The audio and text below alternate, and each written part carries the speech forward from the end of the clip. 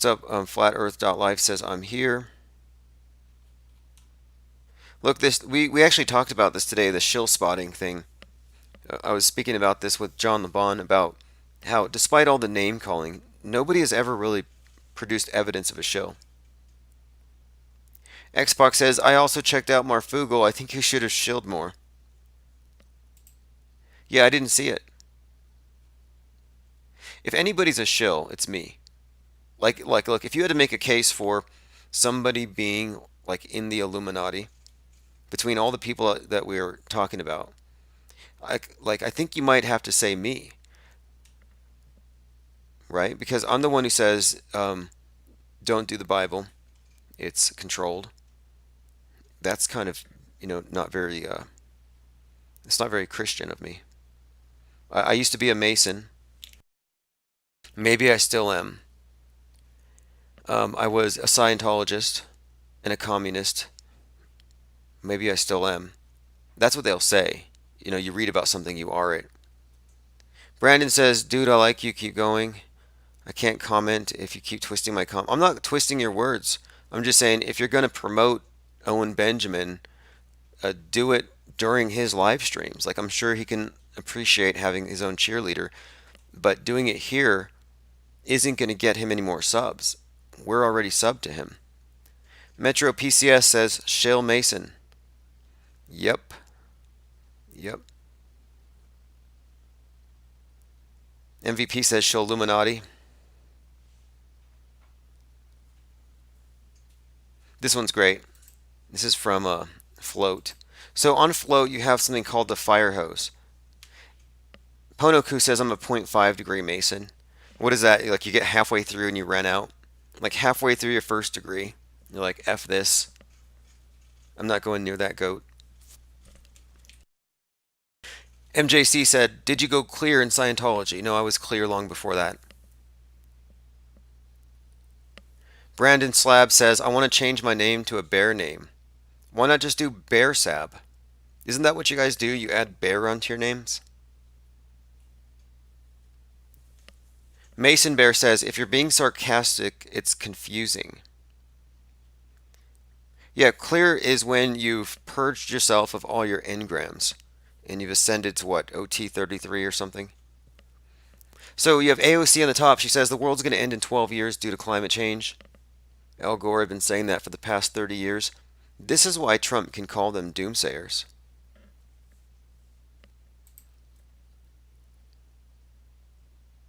Randy Superior says he wasn't shilling.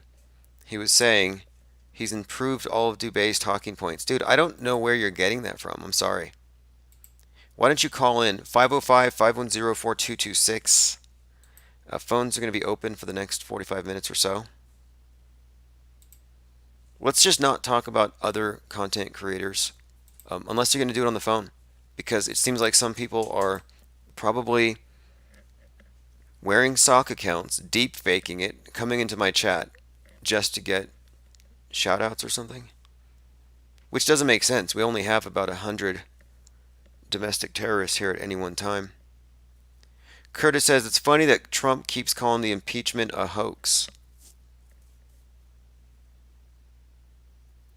Flat Fact says the part 3 of your Cult of the Obelisk is great. Almost finished part 3. Well, there's actually more I could add on to it. I would like to.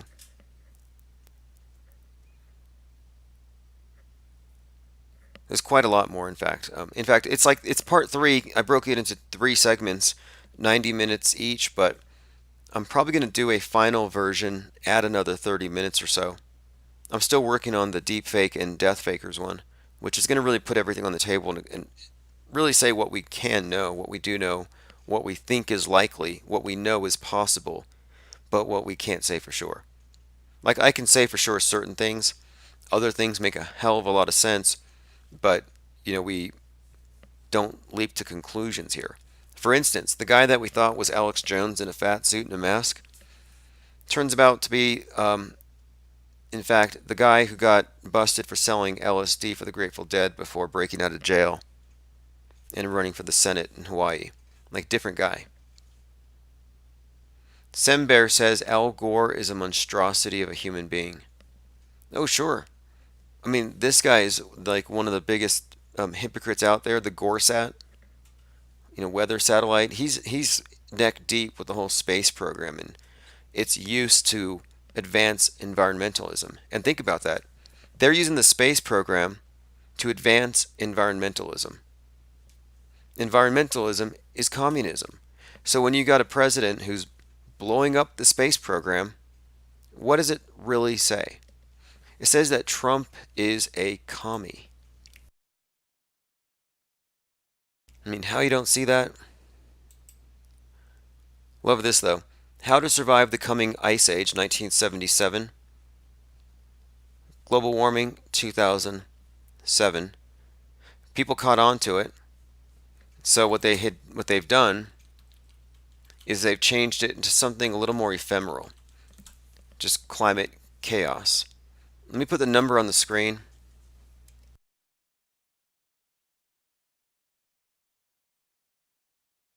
It's 505-510-4226. Pretty much open topics. Short-Faced Bear says your breakdown of the Pan was eye-opening. Oh yeah, the hymn to Pan. Panspermia, other planets being populated. It's all code, it's all allegory.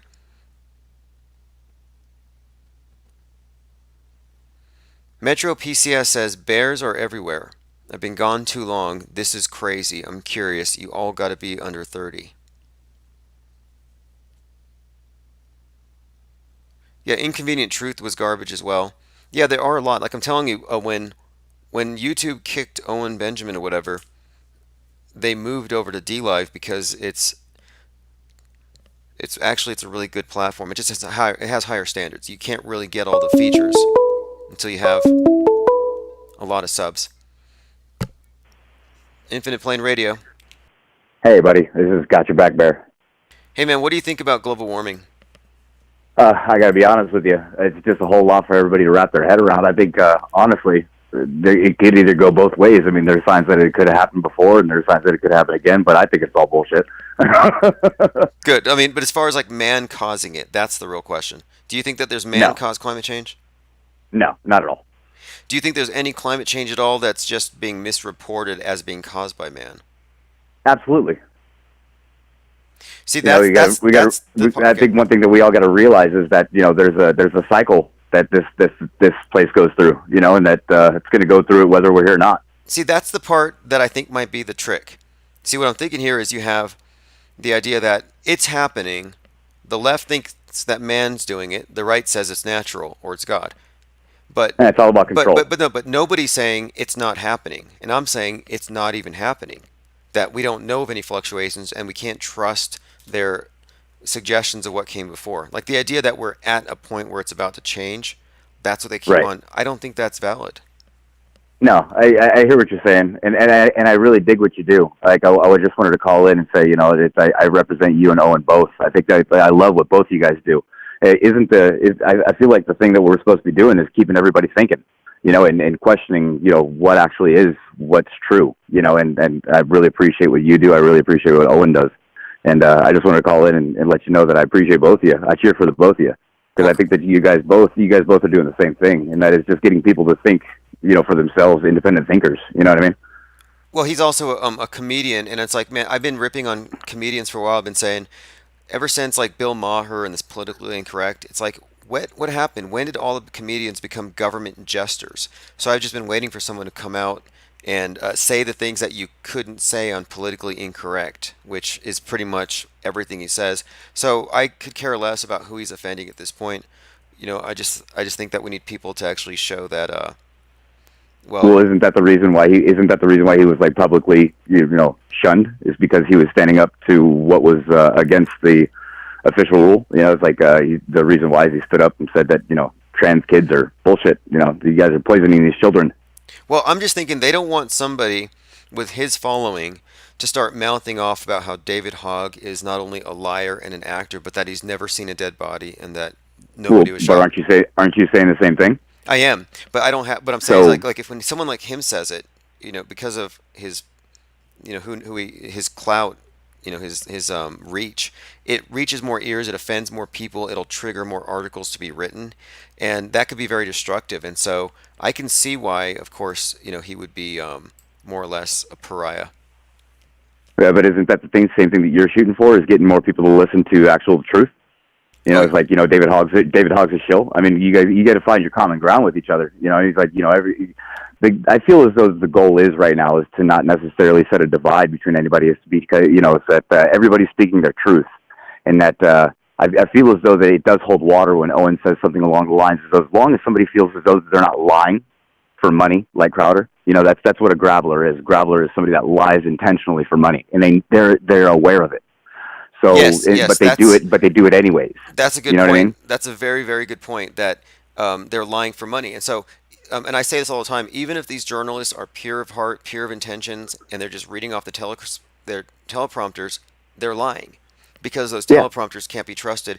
And so, even if he's just questioning a narrative, they're not allowed to do that. And so, yeah, no, I definitely appreciate that. And yeah, I'm for anybody to call bullshit Yeah. on the teleprompted scripture. Absolutely, and that's the reason why I cheer for you both. And I don't think that we should be concentrating on divide. It's like as long as somebody feels as though that they're speaking truth, and you can identify with that, and know that they're not lying, that they're speaking from their heart and what they believe to be true. I mean, how can you call somebody a liar if they're just speaking on what they believe? I mean, you speak a lot of times. I've been listening to you for a while. I mean, it's complete gravy. I love you both. But I feel as though it's the common ground that everybody should have, not just you and Owen, but like everybody, is that don't deny somebody when they are speaking what they believe. If that's their belief, that's their belief. It's like how can you hold something against somebody if they're speaking from their heart? Well, that's an interesting point. What I try to do here, though, is I do try to make a distinction, between respecting somebody's beliefs and criticizing those beliefs. And I think that if somebody puts them out in public, it's open to criticism. Like I would never go Yeah. out and say, what's a religion? Oh, your religion sucks. But if somebody is open with it, I might say something. But yeah, I mean, it just depends on. The fine line is that everybody deserves their culture. You know what I mean? Everybody deserves their background. Everybody deserves their base. Whether it's you, whether it's me, whether it's the next caller. But what I do believe is that everybody is able to speak on what they have in their heart. It's like if you can identify that David Hogg is who he is, then by all means call him out. But when somebody's if David Hogg was out there speaking from his heart, I mean, who are we to say this guy's a piece of shit? Oh, wait, It's wait, like wait, we have wait, no proof. who are we? Well, that's a very good point. How about we are the ones who are accurately describing reality and being called haters for doing so? Are you saying that we Right. I think it's When perfectly legit. I think it's perfectly legitimate to call somebody a liar if they're advocating propaganda that's being used to advance division. That's where the division's coming from. David Hogg is Yes. he's putting left against right, young against old. So it's like, Right. no, he is a demagogue. Right. That's what I'm saying. If you have proof that this person is a demagogue, I mean, by all means, throw them out there, let everybody know. It's all about enlightening people and getting them to think on, analyzing the situation and really asking themselves, okay, well, really, who is this person?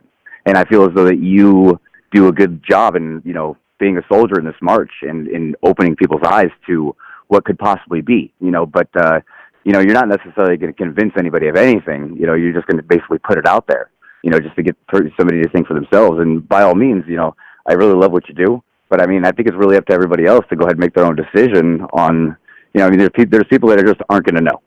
We have to accept that. There's people that just aren't going to see it. Oh, sure. Look, So I mean, I'm definitely not in the business of trying to get everybody to see through it. I'm not like on the street corners with the megaphone. I could be. I've done that before. I went to a climate change protest. It was 2017 on Earth Day with a megaphone, and no one else joined me. I'm one guy against 3,000, and I'm telling them that they're brainwashed. They're brainwashing their kids, and that global warming's a hoax, and that Earth might be flat. And I got thrown out of this thing. I got booed. I've never yeah, seen because somebody. everybody's going to think that you're crazy. You know what I mean? You're Yeah, one guy against 3,000. I mean, everybody's going to think you're insane. like I think the platform that you have now and the way that you go about it now is way more productive than that. Yeah, exactly. I'm like at this point. I'm like, you know what? I don't really want to bother people on their days off because I don't like being bothered, and I don't take people seriously when they proselytize.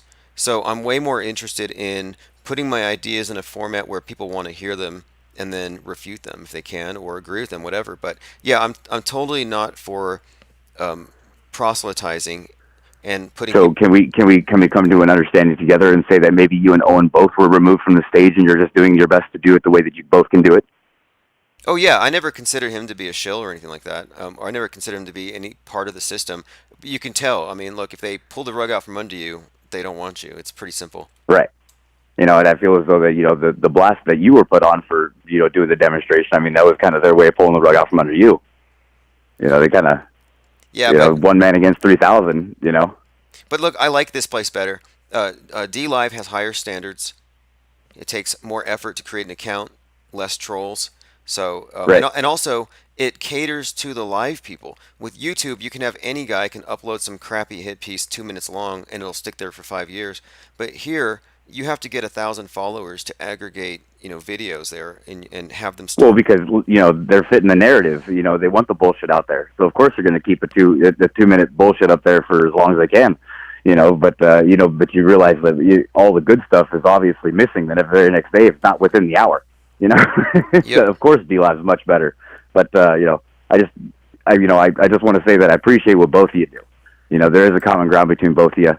And I'm not necessarily trying. You said if anybody wanted to go ahead and promote. I'm not trying to promote. I just want to say, you guys have a definite common ground, and I enjoy the gravy from the both of you. And I have a lot of respect for you. I have a lot of respect to Owen. I got to be honest. I'm a very hard worker. I'm a builder myself. I'm not necessarily that intelligence type. I'm a contractor.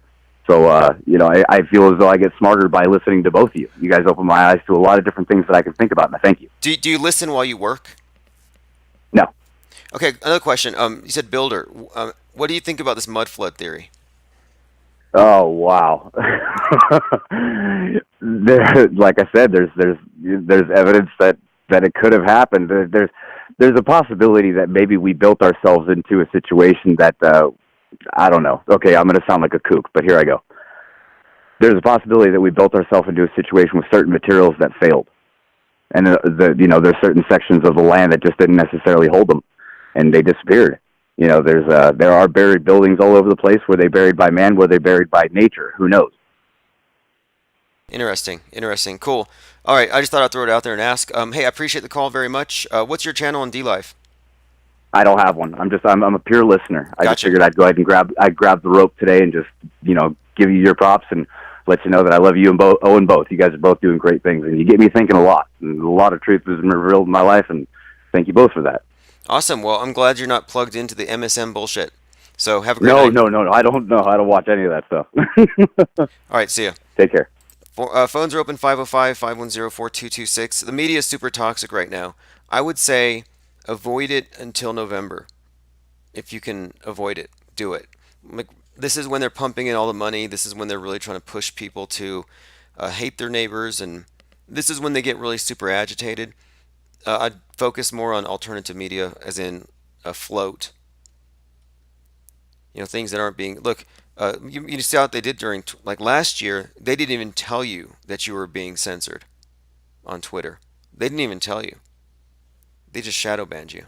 So just assume you're shadow banned.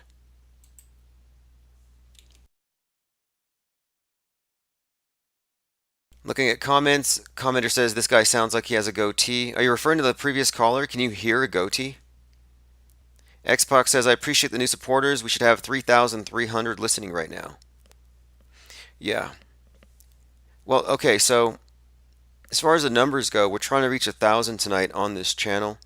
And last year we went from 300 to 12,000 in about 3.5 months, right on the heels of a high profile death faker. Commenter says, I know the MSM is a cesspool of lies, but I love Baby Yoda. What do I do? I like Netflix. I like Dark Matter. I like Travelers. I like Black Mirror. Like, I do appreciate a lot of the fine art. I mean, it is. They take the best artists, and it's because they hijack the culture for their messages. But to me, it's all just opposition research. But I do appreciate the artistry of it all. And it's also important, I consider it to be important research, to be aware of their technologies when it comes to stagecraft and how they use stagecraft to influence public opinion by employing stagecraft on the world stage and then presenting it as news. Sembear says, payday tomorrow, sub included. Hey, great. We got to get, I think, 10 more subs and, well, 10 more subs and 25 more followers. Yesterday was, what was it? It was something Penguin Day. And I watched this thing on National Geographic. I know it was also some big march with a bunch of people with guns and Alex Jones on a tank. Like, I know that happened. It was also Penguin Awareness Day 2020. And I watched this documentary about this group of penguins that went from 1,000 to 400,000 in a number of years. And their colony, I mean, it was a colony, it was like a city. It was rather incredible. But Penguin Awareness Day 2020, if you missed it, there's a National Geographic piece. You can find it at infiniteplainsociety.com. I linked it for you. In fact, I'm going to go ahead. I can't play it. I won't even try it. I don't want to stream anything National Geographic. You'll get a strike so fast. You even talk about it and they're ready to strike you. So this is Alex Jones, aka Bill Hicks, aka Chaz Bono, in a InfoWars battle tank. It's just a Hummer. The news called it a tank. I mean, it's just a Hummer, but it's just more theater. I mean, I'm not against it, but when I saw this, it's like, okay, well, there's not going to be any shootings. There's not going to be any psyops. This isn't going to be. In fact, let's look at what some of the people were predicting. I'm going to take a look at what first. Let's go with James Fetzer. I know he wrote about it. I woke up and I read Fetzer's work, and I was like, uh-oh, it's World War IV.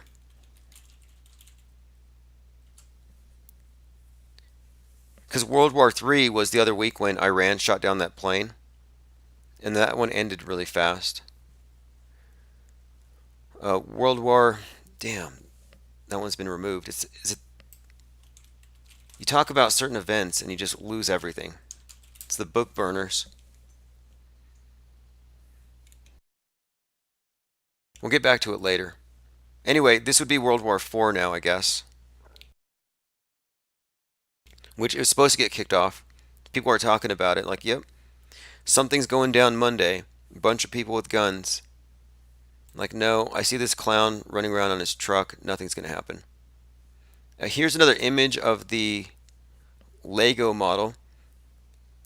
You know, I had actually said last year, I said, I'm pretty sure the ISS is made out of Legos. Do you guys remember that? If we search the transcripts, I guarantee we can find it. I had said, I'm pretty sure the space station is made out of Legos. It's hanging in a garage.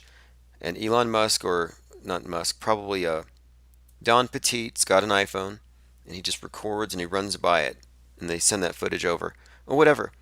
Well, then here we are, fast forward, 4 months. And yes, Legos actually has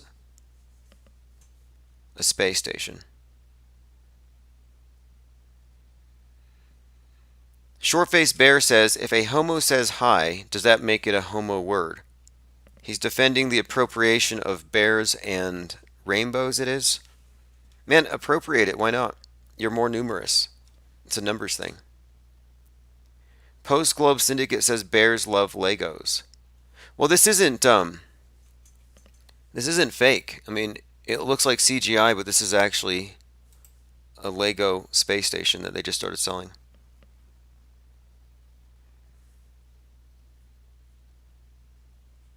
I'm just going through Float. Here we go. Groucho Marx. I find the television very educational. Every time someone switches it on, I go into another room and read a book. Not bad. So there's a link in the chat that says today's sponsors, and I'll show you who the sponsors are. So basically, if you want to advertise with the site, you go to infiniteplainradio.com, and for as little as $5, I will plug your channel. It will be a banner ad for a full hour. It's $5. Some of the best advertising. It won't just be on the live stream. Your advertisement will be sent on my newsletters, email blasts, and social media. So you will get your $5 worth and then some. MVP says, I'm going to get some of these ISS Legos and make some fake transits. I thought about buying one and possibly setting it on fire and, I don't know, throwing it off the roof and recording it on the anniversary of the Challenger explosion, which is like in 7 days. They're $70 though. I don't know if I can get it on time. I should see if Target has it. Who would want to see that? Look at this Flat Earth Stickers iPhone case. This is really good. This is some great work. I'm going to put a link. Again, flatearthstickers.com. First advertiser on this site.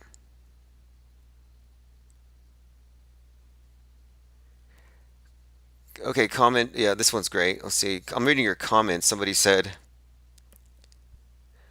a bear is. Who are you talking about? Who are you calling a big hairy? Like, let's call it the name calling.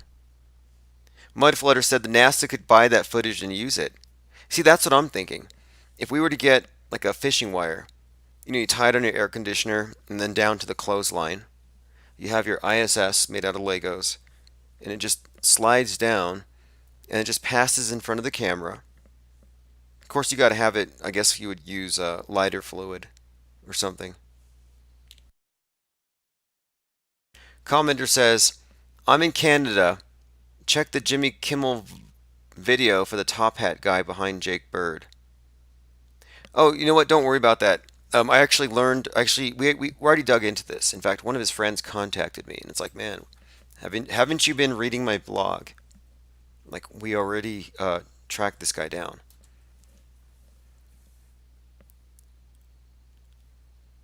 Okay, so here we go. Just a follow up. Two things. Two cases of misidentification. Some people pointed out that at the Second Amendment rally, there was a provocateur trying to provoke violence. So this guy was trying to stir something up, and someone said he looked kind of familiar. I kind of saw it, and what kind of made me think it might be the same guy is the red headphones. Anyone see it? Shortface Bear says there are provocateurs in force. I think Cult of the Obelisk pissed them off. Well, I do have a follower from SpaceX, but I really haven't seen any trolls. I haven't seen any agents. In fact, unless I'm just not saying it, maybe I muted them all, but no, I'm not seeing any negative comments. We have 124 domestic terrorists in the room, and it's completely harmonious.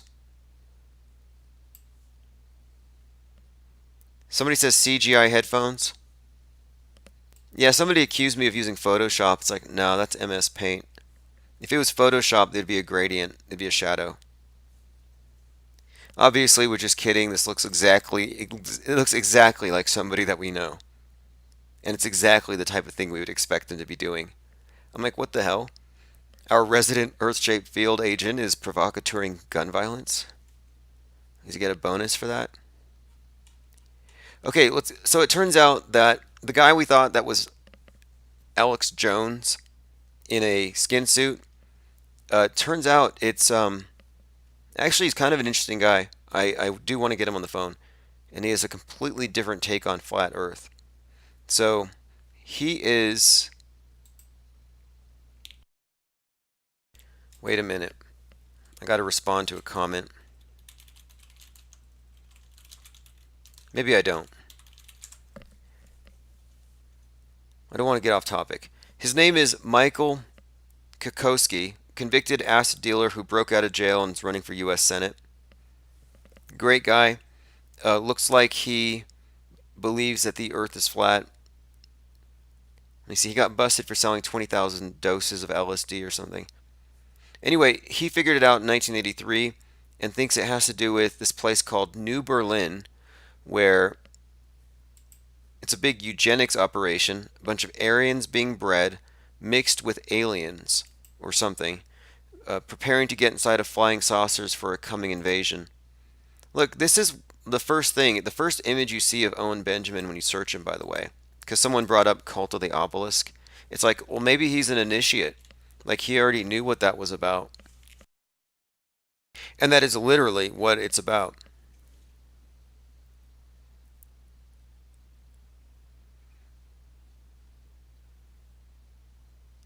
Commenters, I'm going through your comments. Yeah, thanks for posting the link if you want to watch Cult of the Obelisk, Part 1. Memento says, why cast aspersions upon good people? Who did we cast aspersions on? Who did we cast aspersions on? I mean, in the comment section, look, if people are being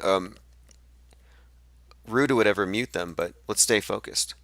So, anyway, it turns out that he's someone who's been running for office, libertarian type,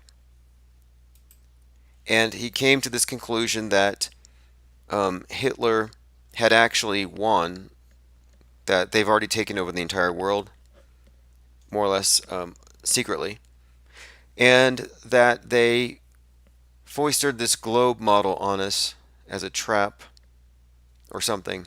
I mean, I don't know. I want him to explain it. I actually checked out his site. Post Globe Syndicate is googling aspersion.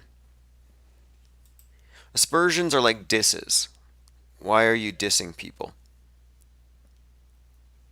So here's my assessment about the pro gun rally, that it would end peacefully. I said, when I saw Bill Hicks clowning around in a battle tank, I knew it was a joke. Infinite Jack says, ask him if he signed a release for Kimmel. Well, that's what I want to know. And you know what, though? On his Facebook page, he did promote the video from All Gas No Brakes, which had gone viral, 356,000 hits. So I think it's a big deal that the same guy gets on two viral videos. One of them being Jimmy Kimmel, which is a very controversial piece. If you look at this Jimmy Kimmel piece, how it was done, who did it, who was involved, and why, it's quite a mess, and it's only going to get messier, believe me. If you want to follow up with it, I do have a blog, which I'm sorry to say it's dedicated to more or less inside baseball, street level gossip, but you'll know everything. If you want to know what's really happening within the Flat Earth quote community and the people around it, you do need to subscribe to my blog. We get the best information, I get the best tips.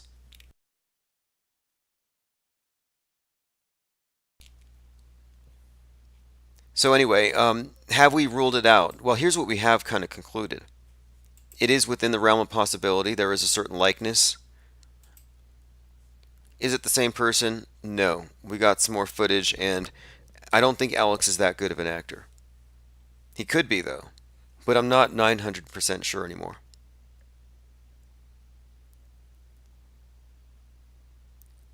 Post Globe Syndicate says aspersion is the act of sprinkling holy water.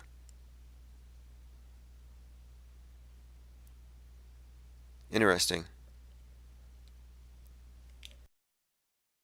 All right, phones are open, 505-510-4226. Someone just tried to call. I had it muted. I want to go through some more of these Valentine's Day cards. We're having a bit of a contest here. So the mystery is solved. Not Alex Jones in disguise, but another colorful character. I also do find it something of a red flag that he was introduced more or less by Vice. I think you all know what I think about Vice.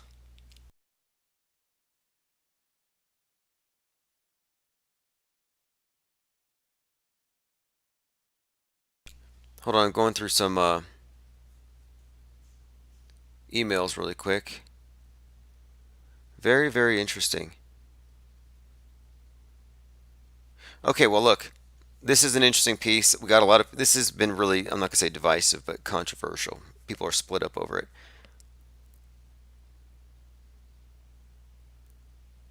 All right, let's continue. I didn't mean to get sidetracked here, but yes, we identified this person. I'm trying to reach out to him because I want to know how he arrived at his conclusions, and I don't want to put words in his mouth.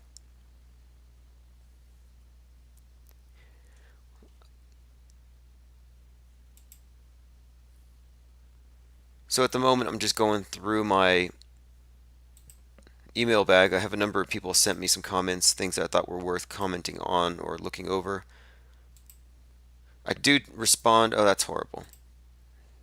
Sorry, some of these Valentine's Day cards are just whack. I mean, I don't know how you celebrated Valentine's Day, but no, these cards are just different. I'll go through those later.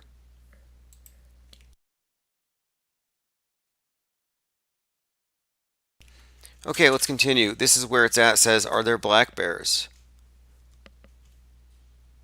Look, I don't know how to describe those, honestly. Simbear says, that image cannot be burned out of my brain. That's what I mean. Like, no one's giving me any warnings. They're like, yeah, here's a Valentine's Day card. Yeah, I did say we wanted some Valentine's Day cards for a contest here. I guess I should have been a little more specific. And it's not even that they're NSFW. I don't think anybody here actually W's. They're just not safe for life anyway. Now check this out. Daylight shot of the ISS. This is hilarious. I love it. Big hunk of metal like that just flying overhead like something out of Star Wars. 200 says, what's the website with the phone case? Oh yeah, this is a designer, flatearthstickers.com, but this is actually on Zazzle. And I recommend you just go straight to Zazzle. I'm going to give you a link. If you buy one thing from this guy or two things from this guy, I guarantee he'll pick up another ad. He actually has the original. In fact, I do believe he's the one who supplied the file for the Research Flat Earth billboard campaign that went viral. And that would be this. So you can also pick one of them up.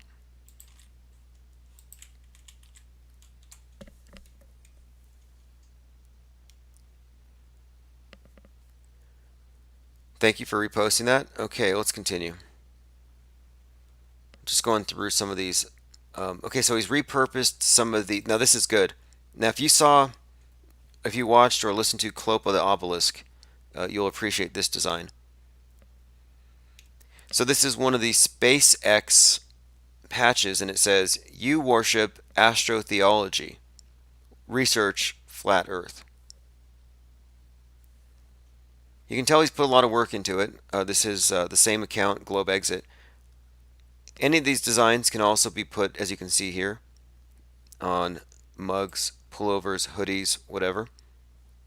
I kind of like it. I mean, this is a great form of cultural appropriation where, this is the Space Force that your tax dollars are paying for. It's the brainwashing that we're paying for, so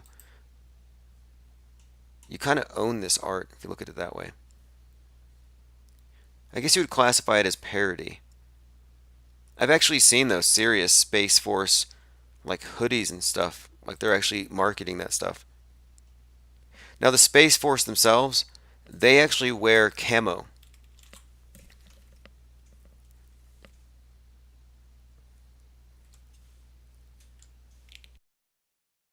Shannon says obelisk is made for the sun god Ra. Yeah, more or less. I mean, obelisk is a shaft of Baal, and it's every one of these earth gods. Various names, just like there are many different names for the goddess. And now this is kind of interesting, and again, if you watch Cult of the Obelisk, this might even make more sense to you. I find it interesting that they're describing this as a sacrifice, this purposeful in-flight demonstration of the dragon's launch escape capabilities. So they want to make sure that if something goes wrong, the rocket blows up, they can still survive. So they test this thing out.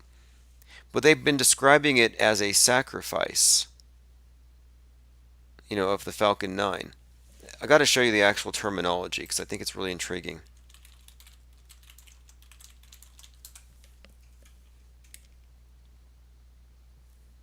Listen to this, and I think this is very significant because we're talking about how at every phase of the space program, there appears to be a foundational sacrifice. Like you get Yuri Gagarin, first man in orbit or whatever. crashes and burns. Not after he is a flight, he died mysteriously, and his body was blown into pieces, which they had to pick up, if you remember from the documentary. But my point is that occurred, and then you had the three guys burned on the launch pad. You had the seven people in the Challenger, and that was 33 years ago, by the way. So we're describing this, we're looking at this as it looks like you constantly have these what appear to be sacrifices before they move to the next phase.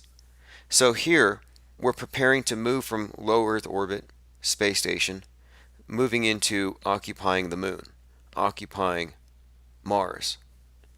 And right before we do this, and I more or less said, hey, they've got to, in order to complete this pattern of this and fit this metascript, they're going to have another sacrifice before we go to the moon, another foundational sacrifice. And this is the terminology. And look, we're just a couple weeks from the anniversary of the Challenger blown up. And it says, SpaceX sacrificing Falcon 9 in Dragonfire. Well, what that means is simply this. The Sun King, or the Sun God, who gets whacked at 33, you know the whole story, and then he's born again, and the idea is also connected with the Phoenix, which is something which is, it burns to death, and then it rises from its own ashes. So the Challenger being destroyed, well, yeah, the Sun God is the Challenger, and it always gets destroyed. So now I'm looking here, and the Falcon, which is the Sun God as the child, or the Sun God Horus, etc., here he is being sacrificed right on time. Right on time, Falcon 9, representing, of course, the Sun God child Horus, sacrificed in Dragonfire. And it's right before we go from where we are now to moving people to the moon. And you have Artemis, the 13, the 13 students going to the moon, the Artemis mission, to live on the moon. So we more or less have been predicting this for the last year. We said in the metascript we're going to see a sacrifice. We sort of predicted it would mean the space station would be turned off or brought down, but that there would be a burning, flaming sacrifice. Well, here you had two dummies in the capsule. So I think it does kind of fit the script, which is one of these things I'm going to elaborate on sometime here in the future. SpaceX will trigger an intentional rocket failure to validate crew safety.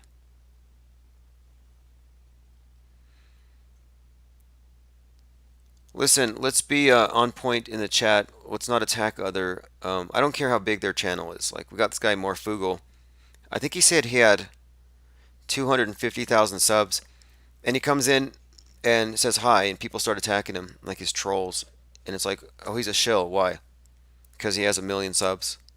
Doesn't matter if you have 11 million subs. Doesn't mean you're a shill. You're a shill if your ideas are shilly.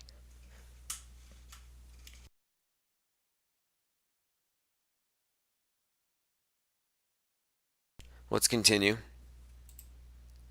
Again, with the Valentine's Day cards, I'm not trying to tell you how to make them, but I don't have eyewash handy, so I'd appreciate a warning.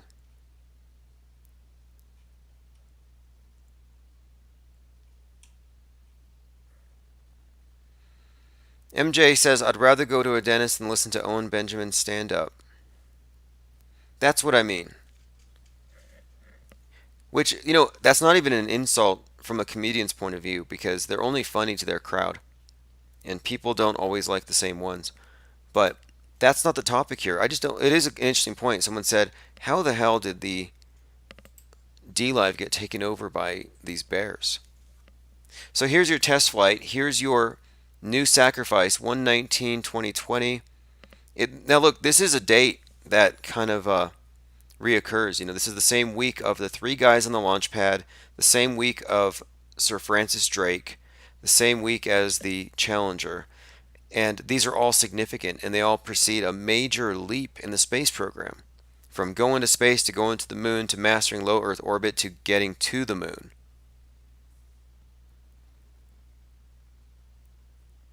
So here we are. Look, Highlights from the SpaceX in-flight abort test of the Crew Dragon spacecraft, Kennedy Space Center, Florida 119. 119 is also very 9/11-y, I might say. Very 9/11-y. And again, that was a sacrifice 33 years in the planning. I'm just saying there may be a bit of metascripting here. And the term spacecraft is very interesting in this context as well. You know what Masons call what they do the craft? They call it the craft, like witchcraft. Well, what they mean by the craft, though, is the art. And what is their art? The Masonic craft is using the allegory of stonework to describe the perfection of man, to provide building a better or perfect world.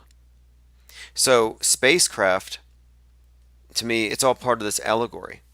And it has everything to do with this utopian vision, King Solomon's temple, being realized here on earth. It's not about what's actually happening, out there, out of sight, out of mind, because they're not going out of sight, out of mind. They're going to CGI land. Nobody's going to space. I don't believe in orbit. I don't believe in the orb. There might be, but I doubt it. But look, even if it is an orb, I don't believe in orbit necessarily, or any orbiting objects. And most of the people who say they've seen satellites don't know what they're looking at, or they're lying. So, for example, you can't see the space station at midnight, and people will say, "Yeah, I just saw a space station fly over." Well, it's 250 miles above a 25,000 mile circumference ball. That's not high enough to be out of the shadow. If it's the middle of the night and you're on a ball Earth, there is no way you could see the space station because it would have to be lit by the sun. And so many people say, "I've seen it." No, you haven't. Again, this is very dramatic. It's actually beautiful footage. Looks, I mean, really well done. Abort test of the Crew Dragon spacecraft. I mean, it's just fireworks at the end of the day. But I do think this does fit. I do think this fits what we were talking about with this idea of the metascript and they're rolling things out. We thought they were going to bring down the space station this week. We've been looking at this week because, again, the three people in the launch pad, Sir Francis Drake, the seven in the Challenger, and everything else. But I'm going to make this a separate topic.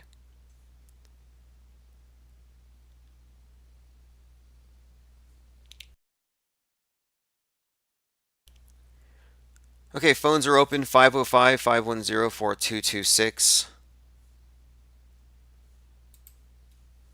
I'm going to continue going through my Twitter feed. I just wanted to show you this because we didn't spend enough time on it. But I knew I'd get back to it because, yeah, it does seem. Artifact Man says, "You did call an explosion." Well, I called it an explosion, but I called a sacrifice. I said it was going to be a burning sacrifice. It would fit with the Phoenix. And the fact that they blew up the Falcon 9 and called it a sacrifice. The Falcon 9 is the sun god. It's the same character, the archetype. And for it to be sacrificed by the dragon, this is the same, and you'll understand this if you watch Cult of the Obelisk when I'm talking about the archetypes in this battle between light and dark. When you have Darth Vader chopping the sword hand off his son, who would be the sun god or Luke Skywalker, well, here you have the dragon and then the sacrifice of the Falcon 9. So they said they're sacrificing the Falcon to the dragon fire.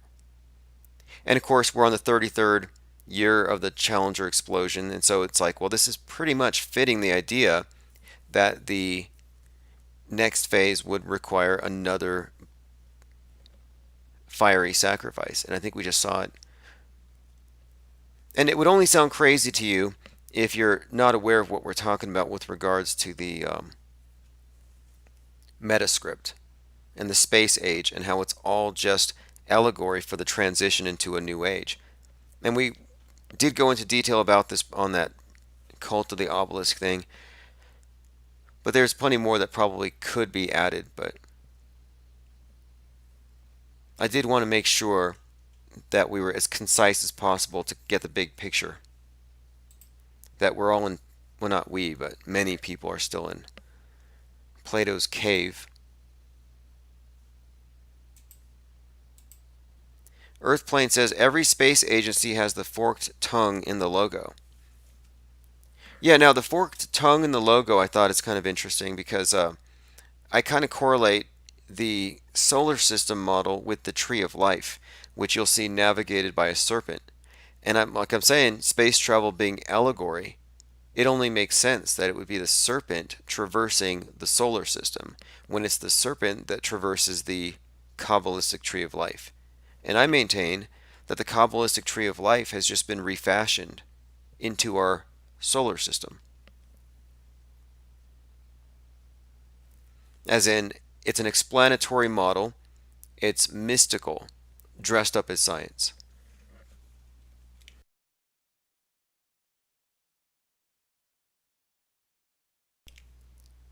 Coughing says, are you flat earthers?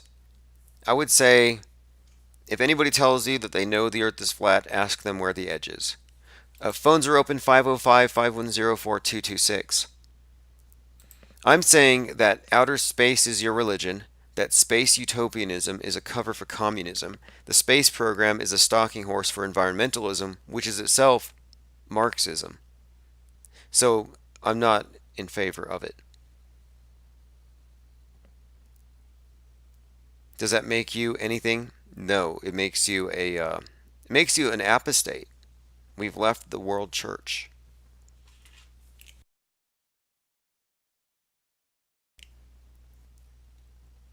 Phones are open 505 510 4226. Now, are you a spinning baller? How about that? Shannon says she's a Bible believing Christian. Good for you. I think religion is controlled opposition to evil, and I actually think that the Bible is just old school MSM. But that's my observation. That's my informed opinion. You may not share it. Lickety Split says he's intimidated by all the bears.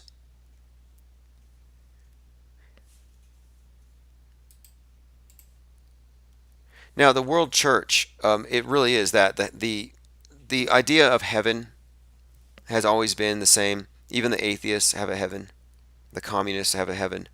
It's just a utopian vision. It's an idea of perfection, the perfectibility of man. And there are so many, and look, I got to go into this topic too. There are so many doomsdays. You've got revelations, you've got UFOs coming down, you got the climate change. Now you have a new one called the plasma event where the top's going to pop off of the North Pole and we're all going to get sucked in or something. Like there are so many doomsdays. Then the commies have the collapse of the economic system. The right wing has a doomsday where the left wing gets empowered enough to go take their guns. So many damn doomsday scenarios. And I think they're all equally fake. Sembear says, if it is an infinite plane, I think there's other planes with people maybe like us, maybe not. Well, look, until 3 months ago, it was 100% confirmed by establishment science and physics that the universe was flat. Like, I didn't make this up. Like, if you didn't know, your solar system is flat. 100% it's flat. So, your universe being flat isn't a big deal. But now, they're saying that the universe is actually not flat, it's a ball. You live in a hollow, you're on the inside of a hollow ball of a universe.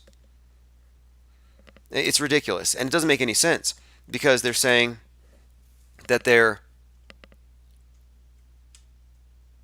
curving the ball around, the universe is curving in on itself, so that if you were to fire a cannonball into space, it would eventually come back to where it started.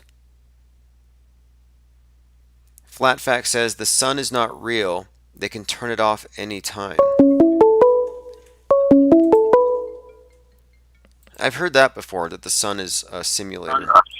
Hey, what's up, caller? Hey, this is Infinite Jack. Hey, what's up, Infinite Jack? Do you think the sun is real? Or do you think it's a, quote, simulator? I mean, it's real. It shines a light. We get heat from it. I don't know. You mean a simulator, like a machine? I don't know. Somebody in the chat said this is what flat fact said. He said, "The sun is not real. It's a simulator that can be turned off any time. More fantasies of the slave." That sounds horrifying. Yeah, sounds goofy. Yeah, agreed. So, what's going on? As far as the topics tonight, we've been covering a lot of things. I dug into that guy that I was suggesting could be Alex in a costume, and it turns out he's this Vice character. What'd you think of that? Did you actually speak with him? I haven't got him on the phone yet. Are you convinced yet that he's not Alex in a deep fake costume? If you haven't spoke with him, I'm still going to hold out. I'm the auto hoax strong. I'm auto hoax strong on this one. That is a deep. Yeah, I'm gonna give it. Look, man, I said 999%. I'm gonna give it just that little bit of a doubt until I talk to him.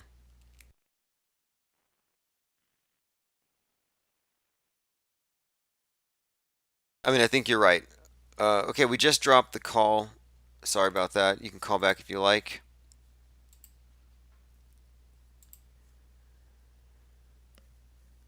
Let's see. Fun guy says, "Lo, what's real?" Look, reality's real. It's objectively real. None of it's fake. The news is fake. The stories from the storybooks are fake, but reality is real. Don't listen to the Mandela affected who say, "No, no, no. The news is fake, but reality is also fake." Because listen, if reality's fake, then all news is fake. If you're going to say the news is fake and reality's fake, then you have a problem. We have to have a common point of reference. There has to be an objective reality somewhere.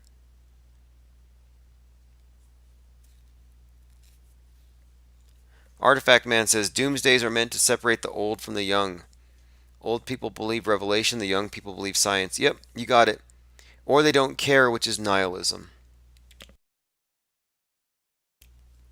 And look, they don't just use doomsday scenarios to lead the dupes. They also use hope days, where instead of promising doom if you don't go along, they promise something really grand if you do. So right now we're being promised Jetsons on Mars and MAGA, making America great again or whatever. It's like a vision of, well, if we're just in charge and we have all the power, we can make these things happen. Mies King says Mandela effect is nonsense. It's correct. It's been debunked. Which, look, I think that we did a tremendous favor to the affectees by breaking it down for them so that they can understand. And it's easy to understand, but you have to be able to recognize that you can be wrong, that your memory is fallible, that eyewitness testimony isn't all that good. In fact, it's worthless. Pictures are worthless. Hearsay is worthless. Earthplane says solar simulator patent 1956. So if a guy got a patent to make a fake sun in 1956, when did he make it? A patent doesn't mean that it's been created. And when was it put up in the sky to replace the other one? Like, there are too many leaps. You're welcome to call in and talk about it, but you probably also believe in the lunar wave.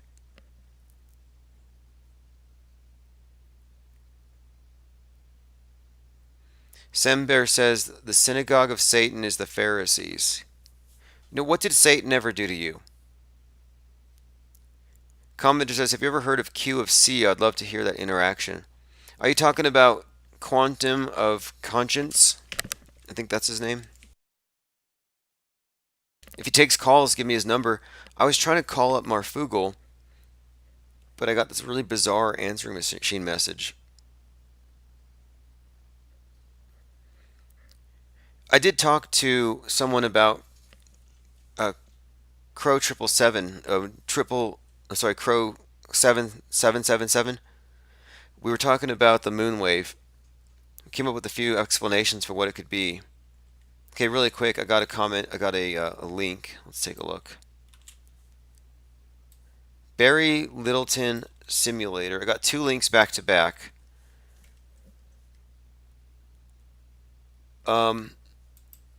No, that's not the one. What's the breakdown of the lunar wave by Crow? I can explain it to you in a second here. Okay, here's your sun simulator. So you're saying that somebody came up with a patent for this, and now you think that it is up there?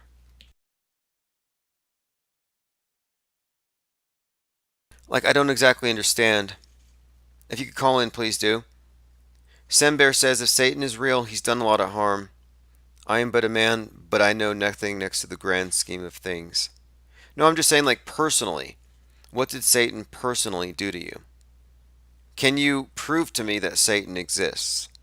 Call in if you've had an interaction with the Prince of Darkness. Is that what you call him? Like, you guys can't get it straight. One minute he's the Prince of Darkness, the next minute he's it's light or whatever. It's like, is it light or is it dark? He can't be both. And the reason why it's so contradictory, and the reason why people don't know if God is the Father or the Son, why is it so confusing? Because they've merged so many details into one. Got another question. So if you believe in a literal Satan, does he live underground? So old Nick says he's just an archetype, dim dim. Okay, well then, are you afraid of an archetype? Black Forest Gummy Bear says Prometheus. So if Satan is Prometheus, then why would you have any problem with them? Prometheus was the guy who said, look, it sucks to be man, they're in the dark, let's give them some tech. And he got punished for it, so he was a benefactor. So why would you hate your benefactor? Prometheus was like, almost like a Steve Jobs, but better. Shannon says Satan is a fallen angel. Fun Guy says I'm scared of hobbits. Okay, so he's a fallen angel, so he didn't play along or something. That's the story, but what did he do to you? What has he done in your life? Commenter says that's the dumbest question I ever heard. Of course Satan lives underground.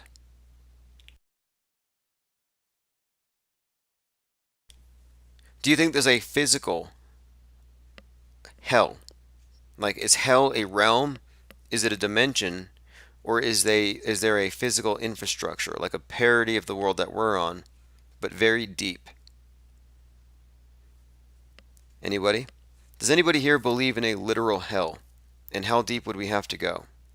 Like 8 miles? You go down 8 miles and you start hearing the screams? I've actually seen that from a very credible news source.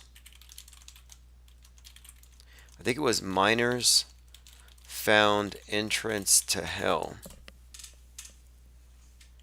Shortface Bear says it's a dimension. Sember says there seems to be a dark evil force in the world pushing corruption, inversion, and perversion.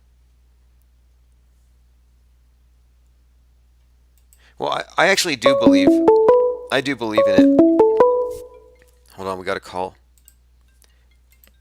Hey, Infinite Plane Radio, do you believe in a physical hell that we could actually go access? It's right here. We're living in it. So this would be the bottom? Well, The bottom you mean, rung. The bottom rung, like it doesn't get any lower. That's an interesting question because there are forms of life that are not even, well, is there something below sentient being that's, like being a rock maybe? now you're talking about levels of consciousness or something, but... Well, but I'm saying like you don't pay your taxes, you're mean to everybody, you got to serve some time. Like when you die, do you get a new body down below? Well, Max Egan has discovered it for us. See? If you just wait around long enough, one of these magical beams will hit you, and then you'll know the truth. So, what an idiot. Oh, poor guy. That was 5G. I think he got hit with 5G, and he downloaded Flat Earth Clues 1 through 13 all at once, and I think it was just like a misfire. Someone was trying to download it, and it hit him. I got to say this about Max Egan. I don't understand why he had such a large following, because early on he got involved with this scam artist, this swindler named Ken O'Keefe. Claimed to be a former Marine who was and initially he was raising money around to finance him to go to the Gaza Strip and the West Bank and save the Palestinians and all that. And then it became known, and he was making the rounds, this guy Ken O'Keefe, and becoming another sort of conspiracy theorist celebrity. And then it was discovered he was just scamming the money for himself, and immediately the word went out, hey, this guy's a grifter, he's just out for the money. But meanwhile, Max Egan had sucked all kinds of people into this orbit around this swindler, Ken O'Keefe. And then finally, Max Egan comes out and says, well, I got fooled, I got played, I got taken advantage of. You ought to go back and look at some. He may have scrubbed those videos where he confesses to having not only been a fool himself, but to have suckered others Wait. being fooled. Are you saying that Max deletes stuff after he puts his foot in his mouth, like he's done before? Like this isn't the first time he's done. Now, has he actually restored that original one that he put out within the last week? In other words, the first one he put out where he said, "No, the Earth is flat." Oh yeah, that's. But then that's the one where he said it's. Yeah, the first one was flat. It was a flat, mud-flooded Earth with big trees. His second video, he says it's flat and it's round. So I call him the first flound earther. Yeah, see, this is the problem that we have to deal with in terms of setting standards and raising the bar for people so they don't just fall into following one of these idiots. Now I'm going to peg another moron. Well, I shouldn't say moron because he's obviously not stupid. Actually, you would disagree with me. You would say, no, these people know better. That's the argument. Are they really as dumb as they sound, or do they know better? Like this character that we think Alex Jones played at the Flat Earth Conference. You know, people like that. When you hear them talking like that, they got to know what they're about. They got to know what they're doing. But the one who really reveals himself is David Icke, and I want to get into David Icke for a second because I happen to see now. David Icke probably goes back as far as Alex Jones. Actually, David Icke used to be a regular guest on Alex Jones way back in the early 2000s. And, you know, after 9/11, everybody was turning to David Icke for answers. And David Icke, he's published so many books, and he's done these world tours, and, you know, he's one of the big names that comes up all the time. Well, just about a month or two ago, I was watching something called the Conspiracy Podcast that's produced by a couple of New Yorkers, one of whom is named Sam Tripoli, Tripoli. I'm not sure if it's pronounced Tripoli or Tripoli. But I think it's Tripoli, like the burrito shop. Right, I'm pretty sure it's Tripoli. In any case, I have to say, he and his sidekick are very funny to watch and listen to because they're New York. You know what I'm saying? They have that New York City sensibility, and you really get to hear, you know, how New Yorkers think. And they're very open-minded. You know, they're willing to look at everything, and they have a lot of guests. I don't know if you haven't seen their show. This is one you probably should watch because their special guest was Eddie Bravo. They had Eddie Bravo there in the studio with them, and we're covering all kinds of subjects. I know you have a critical view of Eddie Bravo because you say he's Las Vegas strong, and I don't know. I haven't actually seen or heard much about that. It'd be a disappointment to me because I thought Eddie Bravo was a little smarter than that. Also, the circles that I travel in, he has a lot of prestige. I hang out I train at a local gym with MMA people and Brazilian Jiu-Jitsu, and you know Eddie Bravo has a lot of prestige in that field. He's developed his own. He might be legit. He was wearing a Vegas Strong patch on his arm, so it's like maybe he's not actively pushing the narrative like compared to Eminem, he doesn't look so bad anymore. So right, it could be unconscious. Right, and Eddie Bravo is somebody who I think if you sat down and talked with, you could bring him around to saying, hey, you know, the whole thing was faked. You know, nobody got shot. Just a bunch of actors in moulage kits, you know, and bad acting. You know, and I'm sure if he's familiar with the fact that so many of these Las Vegas survivors showed up at the Thousand Oaks borderline shooting as well. I'm sure there's no way he'd be suckered into that. He's smarter than he's very smart. But here's what I really appreciated Eddie Bravo for. Sam Tripoli gets David Icke on the line and gets to interview David Icke over the phone. I guess he's still living. David Icke lives on the Isle of Wight over there in England, so I guess that's where he was calling from. And he gets into a discussion with David Icke and starts interviewing and asking him all the usual questions. And then Eddie Bravo comes in very quietly. I liked his style on this, Tim. I really did. He very politely and nicely asked David Icke what he thought about the Apollo moonwalks and NASA and all that. And you know what, David? I want you to guess what David Icke said. Okay, I'm gonna guess that he said that these things were faked to hide advanced alien technology or something.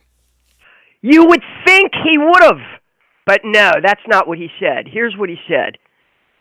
I'm listening, right? I'm saying, okay, all these years I've been listening to David Icke.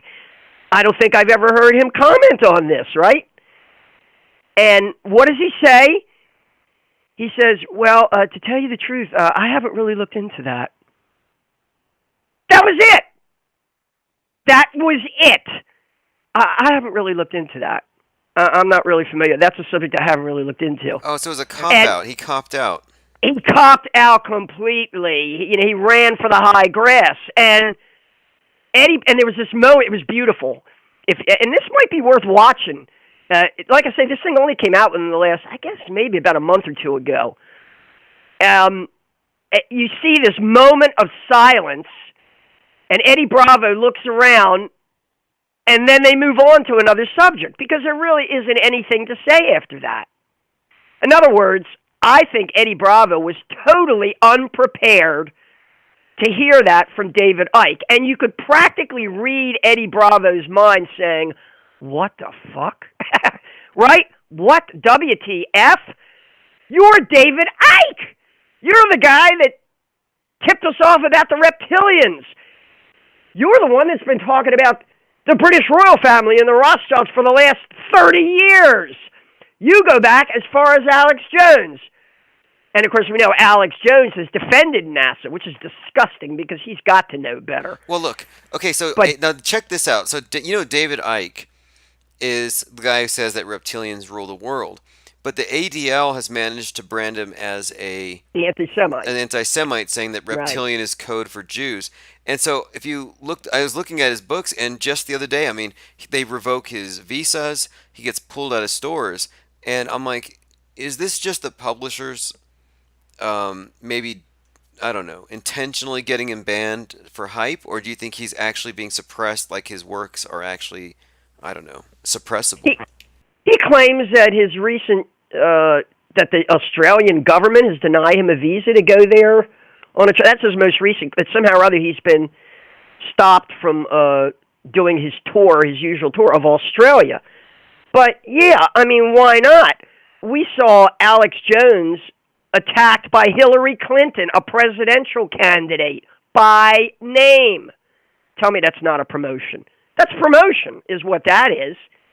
So, yeah, whether she realized it or not, because she's reading from a script, too. The meta script dictates everything to these people. I got to say this on Eddie Bravo's behalf. I really appreciated his timing. He's very good this way. His timing, his delivery of the question, the way he asked it, this moment of embarrassed WTF silence after Icke said, frankly, I don't have a clue, or I don't know. He didn't say I don't have a clue, but basically he might as well have said, I don't have a freaking clue. And then the logical question would have been, what? What? What do you mean you've never looked at it? You've never looked at it? Come on! But you didn't have to say, because that's what... No, look, this is funny, though. Like, okay, just about a month ago, I heard a very popular Flat Earth channel was asked, what about the edge of Antarctica or whatever? And he said, I never really thought about what's beyond it. Like, how could you not? But David Icke is known for cop-outs. About 3 years ago, somebody asked him, hey, what do you think about the Earth being flat? And what he said was, well, it could be flat, but it could be a cube. It's all a simulation. It doesn't really matter. Oh, so he's a Mandela guy. He'd be one. Yeah, he's essential. That's propagating a Mandela there. Well, it's all simulation anyway. There is no objective reality. Well, if there's no objective reality, why should I be listening? Are you real? David Icke. To me, this is. I'll tell you what. People should be infuriated about this, because I know there are many people out there, probably some of your listeners, if they're older, who have probably spent a lot of money buying David Icke's videos, or just spent a lot of time listening to him, because he does produce very, very long-winded things. And people have spent time, they spent money on him. And what he's saying essentially is that people who have been consuming his product all these years probably know more about NASA than he does. But how could he avoid such a thing? To me, this guy, it's infuriating. I would have turned on. Well, I know I wouldn't have been able to resist saying, "What? Is that all you're going to say? What do you mean you've never looked at it? You've never looked at it? There are millions of people out here that have questioned it and continue to question it. There's been all this discussion about Stanley and analysis and whole videos produced about Stanley Kubrick probably directing the Apollo moonwalks. We had Ralph Rennie, we had Bill Kaysing. A funny thing happened on the way to the moon. All this stuff. I mean, come on, David. Get on the stick. All you can say is, well, I just haven't looked at it. I haven't really looked into it. Look, he took a turn after. Okay, I do like Tales from the Time Loop. I do like some of his stuff. He makes some interesting points, but there's definitely a lot of, obviously, misinformation. But in a later book, he put something out where he got rid of the lizard thing, and he called them shadow people. He published an autobiography from like a member of some satanic cult. Just it's a bunch of like trash, honestly. But he also borrowed heavily from a book called Who Built the Moon? And he was suggesting that the moon is something that came from another part of the universe, that it's a craft, and that our oceans were actually once inside of this thing and it just dumped down on the earth and it flooded us, and that it's an alien base and that it's hollow, and that's the reason we can't go back. Yeah. Right, and NASA's concealing all this from us. They're concealing all this mystery from us, yeah. Look, nobody should leave this guy alone. He shouldn't have a moment's peace for that.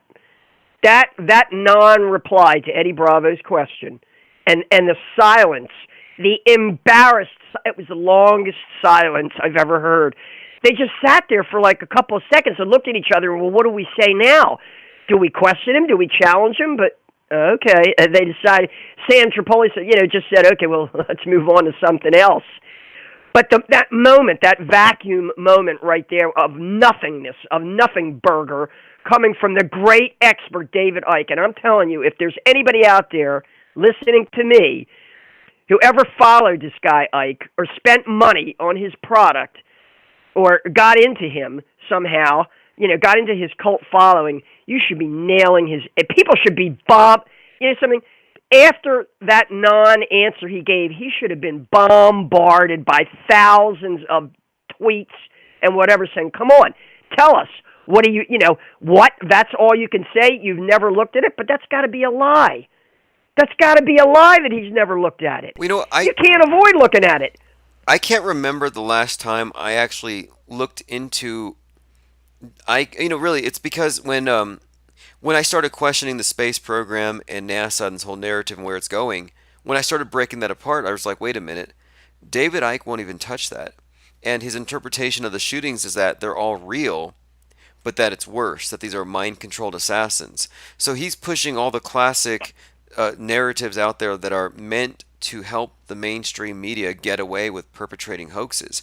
So I think he's been an intelligence asset, a double agent this whole time. And I think he's definitely put a lot of misinformation, bad information, just to mix in with everything else. He could plausibly argue that he was fooled by these drills, these pseudo-mass shootings. He could, in other words, he could at least, you're right. I mean, He essentially retailed a version of the party line that these things were real and that real people were being shot. And he could plausibly claim to have been fooled or to have been misled, and now he's coming around. But this is not, when we're talking about NASA and that Apollo fraud, no freaking excuses from David Icke. I don't want to hear one excuse from him about that because, number one, I don't believe he's never looked at it. Well, I just wasn't. What do you mean you never looked at it? You mean you weren't curious? I mean, that should be the first thing you would look at. You're the big picture guy. You're the guy with all these brilliant insights into cosmology and human nature and history. You're the cult leader with the cult following, but you're AWOL on this, you know? You're nervous in the service. You just never looked at it. You never thought about it. You never examined it. You never even were a little bit curious about it to try and squeeze it into your worldview. Yeah. No, I don't think. He doesn't get a pass on it. It's very guardrail-y. Now, another question. So just to go back to his original premise about the reptilians, did you ever find that plausible, even for a moment? Was there anything that ever made you think there might be something to it? No, here's what I thought. Basically, he had a drug experience is what happened. And this is the case with Max Egan. I posted something about this on Facebook, that when I went back and I listened to Max Egan's most recent, several of his, over and over a little bit. And I said, yep, there it is. That old familiar sound that I remember from 1969, 1970, 1971. Oh, I dropped this acid and I had this experience. Max Egan, your problem is you got some bad acid from your supplier, or you had an experience. You got some bad hallucinogenics there, and now it's kind of affected the way you're thinking. And that's what I would say about David Icke, because they said he suddenly had this revelation about the reptilians. He could, kind of like that movie They Live, where the guy puts on the glasses and he can see who the NPCs are. He can see who the zombies are. That was the way Icke originally retailed his great revelation. Yeah, you're right. He actually borrowed from that quite heavily, and he even kind of had a mullet for a bit. And in a way, he kind of looked like he was trying to be that They Live character. Like, I think he did very well with the marketing. When I looked into it, and I actually thought that I thought it was true in a sense. I thought it was metaphorical. Like, Actually, you know what I mean? Like, somebody should go back, find it's Sam Tripoli. I think it's called The Conspiracy Show. Get it, and really, that's a great bumper. Just that short clip where Eddie Bravo asks him that, and there's that moment of like a silence, and then he says, well, actually, I haven't looked. He didn't even apologize. He didn't even say, something, that's a real shortcoming that's a whole shortcoming in my education that I haven't really looked at. He didn't even apologize. Just like it was a Trivial Pursuit question. I just haven't looked at that. That really should be played over and over and over again to anybody who still attaches any credibility, any authority to David Icke. He's a fucking phony, and I'm calling him out as a phony right here. I want this to be spread far and wide. David Icke, you are a fucking phony. You're a liar. Number one, I don't believe you've never looked at Apollo. Number two, I think you just haven't made up your mind, as you say, how to package it for marketing. That's all you care about. Hey, after all, it's all simulation. Yeah, well, he's also held on to the idea, his whole theory about the Anunnaki, the aliens. It does require that the space program is real, space travel is real, extraterrestrials are real. So he holds on to all of that. And if you look on the screen, I just saw this here, first time I've ever seen it. Here you have David Icke hanging out with Jim Carrey. And what's very interesting about this is many of Jim Carrey's characters throughout his movies, Number 23, even the Eternal Sunshine movie, and especially The Truman Show, they all reference the Dog Star. And that's what the number 23 is referencing. Yeah, Sirius. And Sirius, which is where David Icke's lizard people come from. Well, I know where he got that from because we studied that when I was in graduate school. There's a tribe in Central Africa near Timbuktu, lives on a very isolated plateau called the Dogon. And this team of cultural anthropologists went there, and they wrote a book about it, about the Dogon. And in it, they have this whole cosmology built around a dual sun. I think Sirius is Sirius, and then it has a partner star. But the name of the book is Conversations with the Dogon. It was published way back in like maybe the mid '60s. That's how far back this goes. And so and so that's really all he's done is plagiarize that. He's plagiarized that. And when David Icke came out with that reptilian thing, the first thing people referenced was the Protocols of the Elders of Zion, because let's face it, a lot of what Icke was saying could have been pulled word for word out of the Protocols. And so what they did was they conflated it with that old argument about were the Protocols so-called a forgery, which is I have contended is bullshit. There's no forgery going on in the Protocols. If you look at where they came from and their origin, at worst, you might accuse the author of the Protocols of being a plagiarist, because there are pieces of it that are the heart of it is borrowed from another original essay called Dialogue in Hell, or Dialogue with It's Dialogue in Hell. It was done by wasn't that Dialogue in Hell done? It wasn't Voltaire. So who was it? Somebody wrote this Dialogue in Hell that was later. It was a parody. It was a satire. Right. It's a little bit later than Voltaire. It would be after the French Revolution that this was written, and basically as a critique, as a criticism of the French Revolution.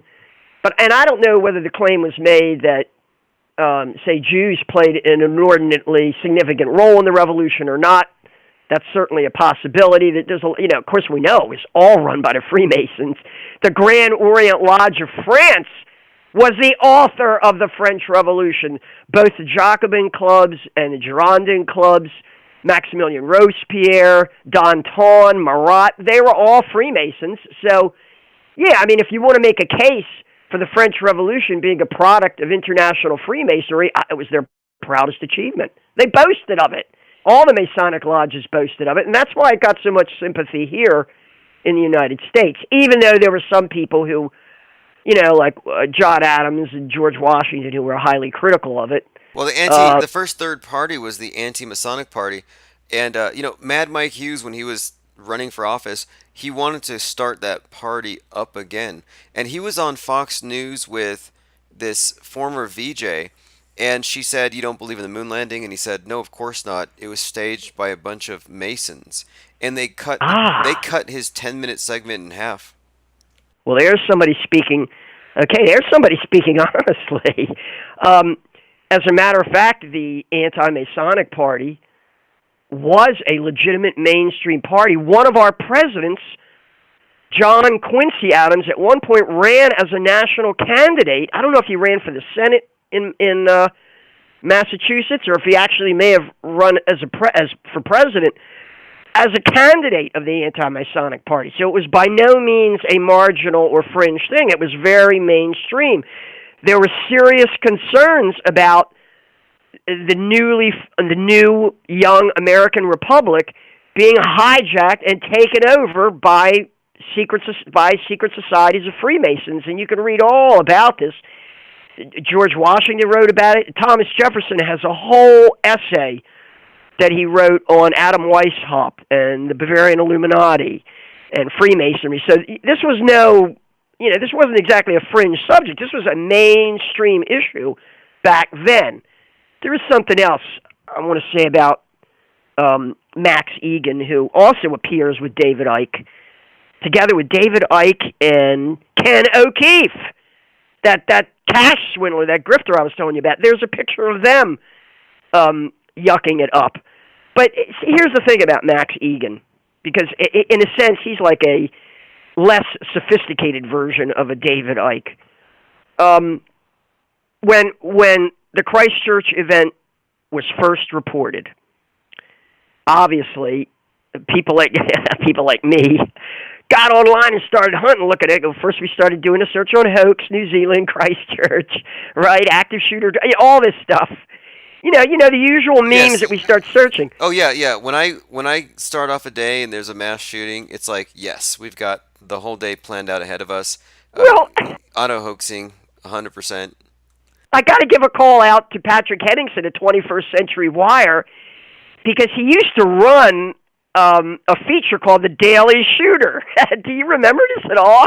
He still might do it once in a while, but he knew, he called it The Daily Shooter, like they're running these things every day, That's kind of like we have Keeping Up with the Crisis Actors. Right. It just becomes a sort of ongoing, continuing activity. But right away, everybody got online, and what I always look at are the first responders, okay? So, of course, I went out to see what Jim Fetzer was saying. And then I downloaded, of course, the video was still out there, right? The shooter's video was still, so I downloaded it. And I started watching it. And I looked and I said, now, I've explained to you, Tim, I consider myself visually illiterate. That is to say, whatever visual literacy I have acquired over the years is because millennials have taught me how to be visually literate. I still don't really. I look at this stuff. Like I said, when you were asking me about the ice sculpture, the mouse, the ice mice. I don't. I know what I see. I know what I think I'm looking. I have no idea what it is, but I certainly know what I'm looking at, and it's really weird, and somebody needs to explain it. But I've never considered. I don't know how to discern this stuff. I'm not experienced enough. I'm essentially relying on others. As I've said before, what I go to is the narrative. I start to pick apart the narrative. And almost immediately when you start doing that, and you look at the contradictions and absurdities and implausibilities, and then you start looking at the interviews with the witness, and then right away you see how phony, how fake the whole thing is. So in a sense, to me, the visuals are further down on, I realize how important they are to you, and you're right, they are important. But to me, they're a little further down on the list because I consider them part of the special effects. I'll look at that afterwards. That's a special effect. Meanwhile, what's the core narrative here? What's the agenda they're pushing? Which public officials are immediately the first to come out and start talking about gun control? I always start looking at that. Speaking of guns, you might like this. So we just had that gun rally on the 20th. And right, I watched 7 hours of that. Go ahead. Okay, well, David Icke's out on Twitter calling gun owners essentially baby killers. What do you think of that? Wait a minute, David Hogg, you mean? Sorry, David Hogg. Got my dates. Oh, David Hogg, yeah. David Hogg's out there in full force tweeting, yeah, you guys are a bunch of baby killers because you own guns. The blood of the Sandy Hook children is on your hands. So he's doubling. Now, you got to ask yourself, is that his agent advising him to do that? Is that his script? Or is he doing that? That's got to be planned. That's got to be. I can't believe he's doing that. David Hogg is doing this on his own because it's like over-scripted. Do you know what I mean? It's going a little bit too far. Because everybody knows most of these people marching in that rally are just, country people from Virginia who are used to, like people who live out in flyover country, and especially Southerners, they have traditions, and that part of that tradition is, the pickup truck with the shotgun in the back. You ain't going to take that away from them. Come on, that's a way of life for them.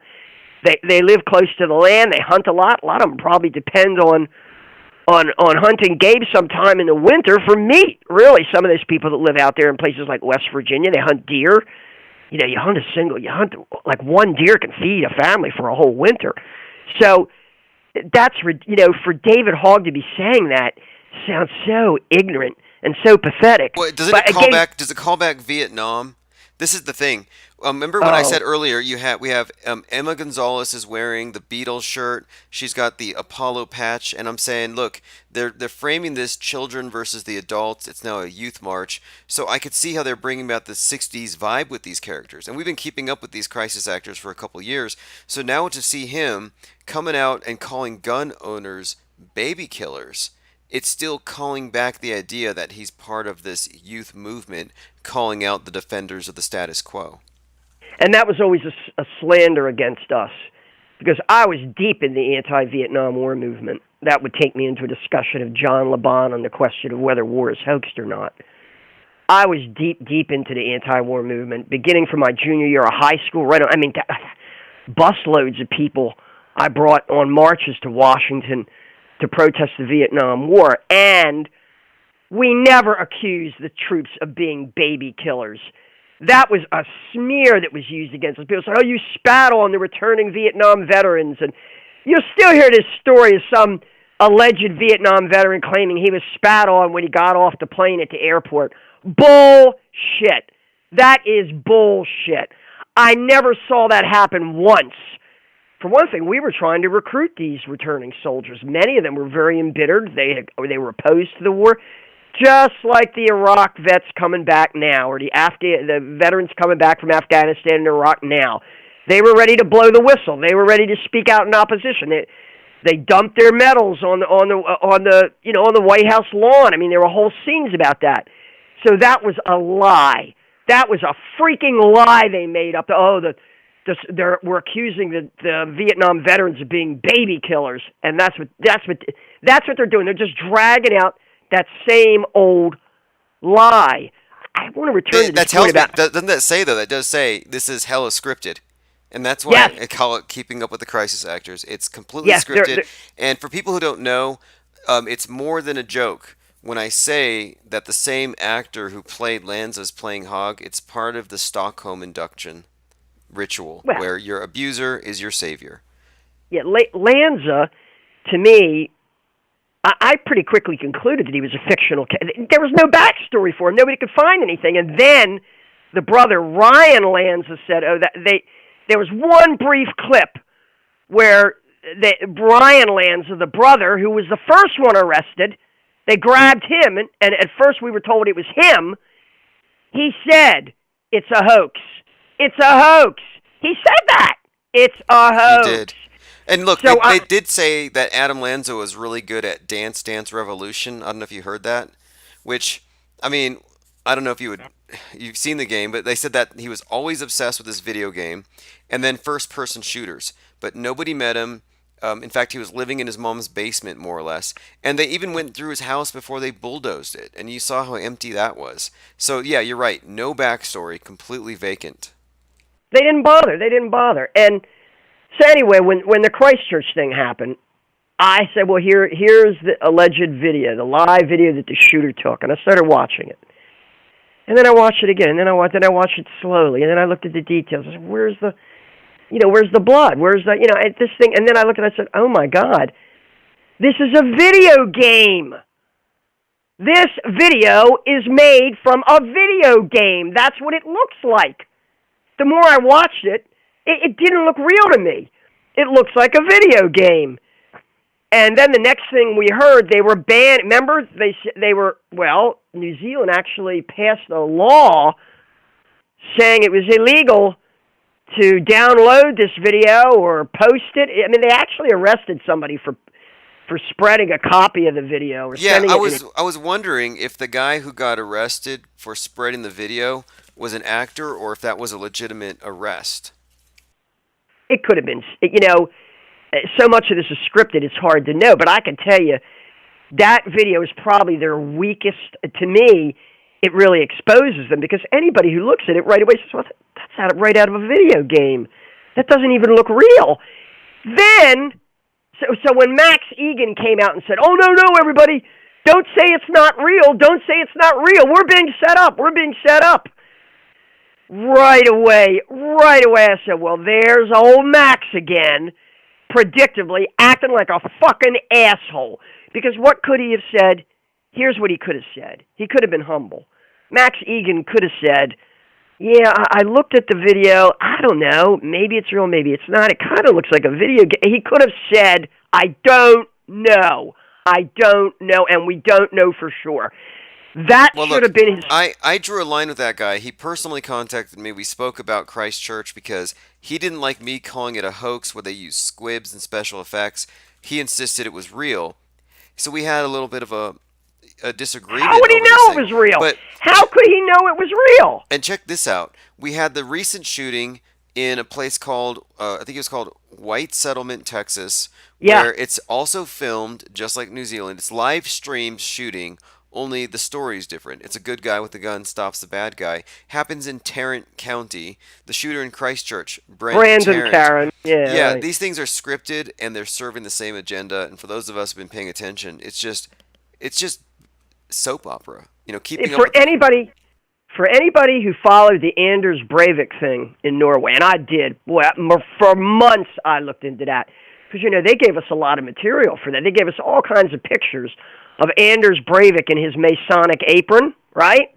And his manifestos and everything he'd put out there. I mean, we were just deluged with backstory about this Anders Breivik. Even an interview with his father, who was a former diplomat who denounced him and, said that he hoped he would die and all. I mean, we were deluged with backstory on Anders Breivik and that event there in Norway. And I got to be honest, I really didn't know if people got shot or not. I mean, they were claiming he got on that island and killed like 20. I mean, it was ridiculous, the numbers we were told. And I kept saying to myself, wow, could they really have gotten that many of these socialists? That's what they all were, the socialist youth. It was like a socialist youth camp they had there on the island. And there again, play on murdering the kiddies and all that. Oh, we're killing the kids, But I knew the Anders Breivik thing was completely contrived. I knew the agenda behind it. And to me, Christchurch was like, they were following a lot of the same pattern. Brandon Tarrant had a manifesto, didn't he? They published a manifesto. Oh yeah, it's been recycled. It's been referred to ad nauseum. We had the two shootings at the mosques that both referenced it. One of the mosques starring Gene Rosen, cast as Jerry Myers. And oh look, by the way, David Hogg is insulting these gun rights rally participants, calling them white, racist gun owners, right? Big And, mistake. and it's like, wait, so we can't assume genders, because that's a big deal. How come they can assume race, especially now when we're giving Rachel Dozenel and Sean King a pass for faking their races? How come the political right can't just claim like they're offended? Like, stop assuming my race. Because they're trying to give the impression it's only, white people with guns. And they go through such lengths. In 2016, there was a black Tea Party member with an AR-15 in front of the White House legally. When CNN reported it, they actually cropped his head out of the shot because they didn't want to break up their impression that it was all homogenous. I mean, that's just how dishonest they are with the regular news. So, the people who recognize that, and I think this is a great way to bring it up, when people can look at how dishonest the media is with this reporting, why is it a stretch to think they lie about everything else? Call them out. Call them out on it, because there were black gun owners at that rally too. I watched like almost 7 hours of video, interviews with the people that were there. It was a pretty significant representation. There's going to be real opposition in Virginia to this stuff. It's not going away. Of course, what's going to happen come November in the elections? Can they rig the elections anyway? I don't trust any of these elections. I feel like they're electronically rigged. So even if people put a majority out there to try to throw these police state communists or Stalinists or fascists, whatever you want to call them, to try to throw them out of office, the people that have really overstepped their bounds. This is a gun-free zone. Well, the governor of Virginia, where's his authority? He has no authority to do that. Of course, now we have the Second Amendment sanctuary counties movement springing up. That's probably not a bad idea. We really ought to have sanctuary counties for the entire Bill of Rights. You know what I'm saying? Because look at the censorship we're putting up with. I mean, it's not just about the Second Amendment. It's about the whole Bill of Rights. And as you say, I guess it's the attack on capitalism. That's really the agenda there. Oh wait, you might catch this. So what do you think when you hear the phrase "long march"? Now wait a minute. Now there is a background to this. Now in my youth, I was at Students for a Democratic Society. There were a lot of people that were sympathetic to the Cuban Revolution and people that were very sympathetic to the Chinese Communist Revolution. In fact, I had friends that went to China. Remember, this was before we even recognized the People's Republic of China. At that time, we only had diplomatic relations with the so-called Republic of China, which is Taiwan. Subsequently, Henry Kissinger made a trip to Beijing in 1971 and completely 180 degrees reversed the policy. And then China was recognized. And then they got Taiwan's seat on the UN Security Council. And the next thing you know, they're in the World Trade Organization. All this has transpired. All our manufacturing has been moved there. The Long March was a real event in Chinese history that occurred as a consequence of the massive defeat of the Chinese communists in the 1920s, in the early 1920s, early 1930s, where they were nearly wiped out. The Kuomintang under Chiang Kai-shek, the nationalists, militarily succeeded in utterly destroying the communists mainly in Shanghai, but in other cities. And so the party was very disorganized. Their whole movement was set back. And Mao Zedong emerged as the leader, and his strategy was completely different. And he is the author of the Long March. What it was a retreat. They got all their survivors together, and they marched north to this place in the mountains called Yan'an, where they lived in caves, and basically rebuilt their army from this base that they arrived at after this Long March. And that's what the Long March really refers to. Now, I think what happened was Theodore Adorno, and actually it's the phrase Long March in modern parlance comes from Rudy Dutch, who was a celebrity figure in the 1960s radical scene in Europe. I'm pretty sure Red Rudy. I'm pretty sure he was either he or Daniel Cohn-Bendit, who was the French guy. Like I say, they were sort of celebrity radicals in the 1960s. He may have been the first one to actually use the phrase. I don't know that the phrase "the Long March through the cultural institutions" was actually used by the Frankfurt School. I think the idea was picked up from them, but that using the term Long March is really borrowing from that historical experience of the Chinese their Long March, which, if you go to China, everybody knows what the Long March was. And this brings me to my question for John LeBon. Wait, really quick here. Before I want to stick on the rocket for just 1 second, but then I'll bring you back to John LeBon because I just spoke. And whether war is a hoax. Okay, so here we go. This is from Conservapedia. Long March through the institutions is a Marxist concept formulated in '67 by Rudy Dutch. And so what this refers to was replacing the dominant ideology over time through going through their institutions, incrementalism. Well, it's subversion. It's a strategy of subversion. So I've been saying that the space program is a subversion of capitalism by using environmentalism and space utopianism. So my take on it is this. For the Chinese to name their rocket the Long March, to me, almost sounds like a completion of the subversion as so far as Mars is actually a communist workers' paradise. Just because of Star Trek. When Star Trek first turned up in 1966, 67, those initial episodes, and I remember watching it, I was not impressed, by the way. If you go back and look at those original episodes of Star Trek, which, it was hugely popular on television. Everybody tuned in to watch it. Oh, yeah, beam me up, Scotty. No, I'm just kidding. Yeah. That's a Mandela effect. Yeah, the effects were cheesy. Come on. You watch that thing and the effects they spend most of their time wandering around inside the Enterprise, right? And, and they never they have to be beamed onto a planet, right? But none of that was very convincing. And we used to laugh. We used to joke about how cheesy and cheap and laughably absurd the special effects were. They never had to wear spacesuits when they went to a planet because they could teleport. So they didn't have to wear bulky, unesthetic spacesuits. Instead, they wore these nice, high-fashion, uniforms and all. And we used to make fun of it.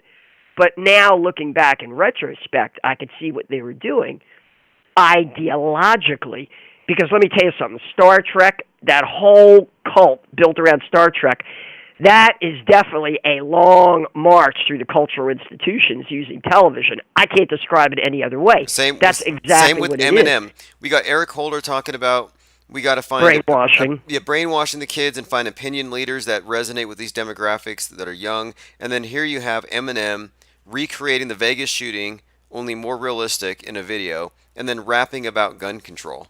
That's subversion. Yeah, when people say gun control, we should come back with mind control. People who are already identifying the gun control aspect, we have to take it to the next level and say, well, yeah, gun control, sure, but mainly mind control. This is about mind control. And they're after the kids. They're after the kids. What, you got kids in elementary school or middle school or high school? You better take a look at what they're being taught. You better talk to them. You better find out what they're telling your kids, because they are brainwashing them. And then show them that clip of Holder and then say, this is bigger than... Actually, Sophia Smallstorm's Unraveling Sandy Hook, I thought really did an excellent job of showing how Sandy Hook was so much bigger than just the gun issue. So much bigger, that the profiling of Adam Lanza, the idea of we have to be tracking people, we have to be identifying them when they're young, and you never know. These innocent little children could turn up to be mass killers, and that's pure mind control, and that's much bigger than just the gun. Like, the gun control aspect of it is, in a sense, kind of superficial, because Yes, remember, a lot thank you. It's a red herring because it's about introducing chronic and I guess, paranoia, pervasive paranoia, down to the level of they're fearing every individual who doesn't have a badge and a uniform, because that's your people savior. the gun owners themselves will just go out and buy more guns. I mean, come on. Every time that happens, gun sales go up. They try to ban the AR-15, but we'll go out and buy AR-15s. I got to say, I fired an AR-15 at the range, and I don't like them at all. I think they suck. But they're much better weapons if you're looking for something effective. But people might have a different opinion on that. I always thought that that was sort of the AR-15 itself was a red herring. Bum stocks, come on. A bum stock is useless if it destroys the accuracy of the shot. Ask any experienced sniper or shooter what they think of bum stocks, and they'll tell you, well, that's ridiculous. You wouldn't want one anyway. It's stupid, but, these things are just, they're sort of fetishes that they pick up on. And, yeah, you're right. I mean, every time they do this, the people who believe in the Second Amendment go out and buy more guns and more ammunition. So, no, it's not about the gun. It's ultimately about mind control. You're right. The gun issue is probably a red herring. Let me conclude with this, because it's really been on my mind. Now, I've been listening to John LeBon talk about war is a hoax, and his review of things like World War I and the license plate on the Archduke's car and all this stuff. And he featured an interview with this Navy veteran, a guy who broke his back on a Navy frigate, and who comes out and says most of it's a hoax. You don't have two armies sitting across from each other firing at each other. This doesn't really happen. Well, here's my question. Because, this is no small thing to me. The Vietnam War shaped my youth, it shaped me. You understand? It shaped my consciousness. We wrote about it. We read about it. We argued about it. We marched about it.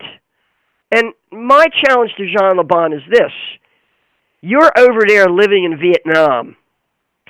Try and tell those people that the Vietnam War was a hoax, because you can't find a family in the whole country that didn't lose somebody in that war.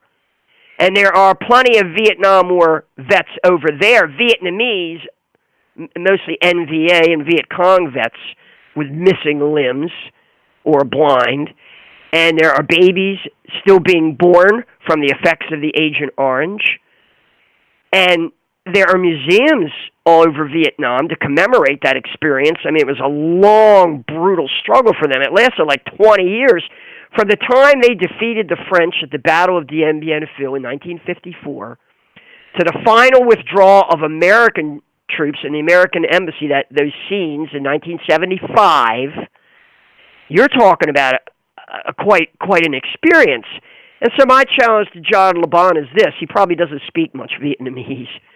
My challenge to you is, I dare you to tell the Vietnamese Wait, but the thing is, that war was a hoax. okay, the thing with that dare is that when I say nobody died and or cried at Sandy Hook, people say, well, why don't you go say it to the families?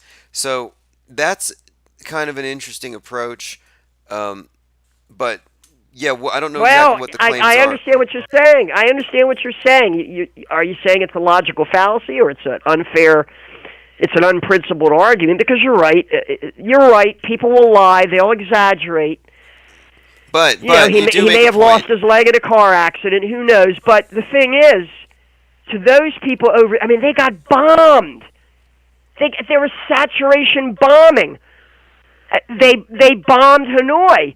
When they bombed Haiphong Harbor, they actually hit a Swedish ship. Of course, they were aiming for Russian ships that were resupplying the Democratic Republic of Vietnam. You mentioned Hanoi. Really quick here, what are your thoughts on Jane Fonda's Fire Drill Friday and Joaquin Phoenix hanging out with her and blaming capitalism for the fires in Australia? She ought to be called out for that. She's nothing but a ruling class stooge and puppet. And that's what we ought to call it. Hey, Jane Fonda, you are an imperialist stalking horse. You're a running dog for the imperialists because all you're supporting are their policies. Jane Fonda, you're anti-working class, you're anti-people because you're essentially blaming ordinary people. You're blaming ordinary people for what those in authority are doing.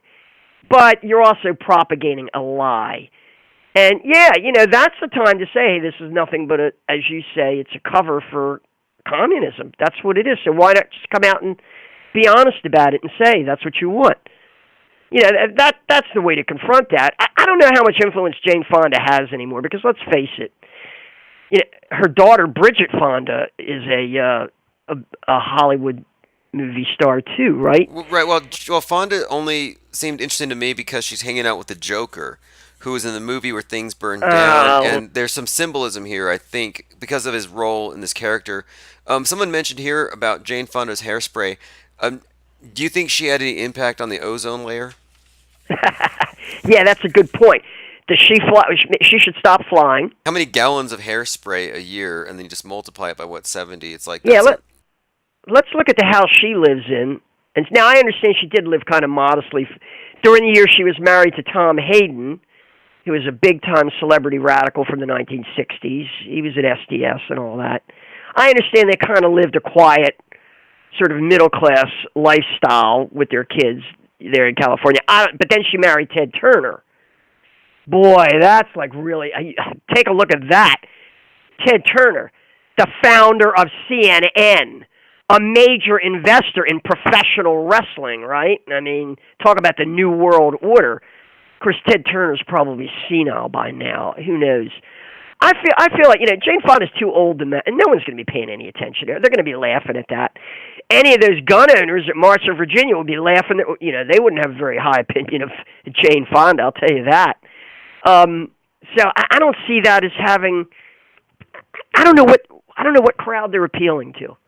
I really don't. I guess they're appealing to people that are too young to remember, because none of them are going to know who Jane Fonda is. Now, if they're big cult followers of Joaquin Phoenix, maybe he'll have some influence. I don't know, but I don't think this has any influence on people. It actually struck me as symbolic, though, because here you have these fires, like the PGA fires, are being blamed on capitalism and climate change, which is, of course, also a mask for communism. The Joker character represents the lower class in the class warfare struggle, and the Joker is also an archetype of Mercury, this mercurial character.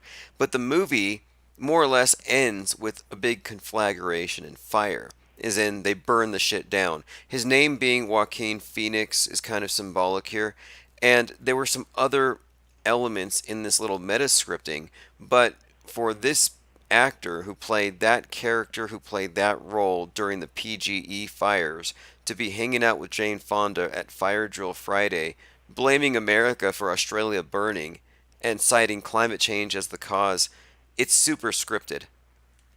Yeah, are you calling out the movie as predictive programming?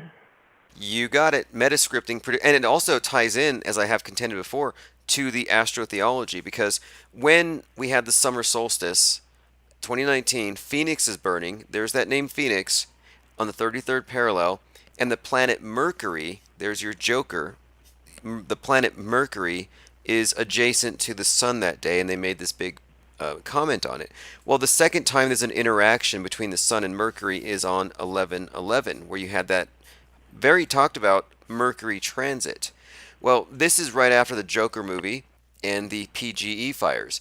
In the Joker movie, the clocks were stuck at 11/11 before the big conflagration and the overthrow of the upper class, or that's what comes next. It's the chaos before the order.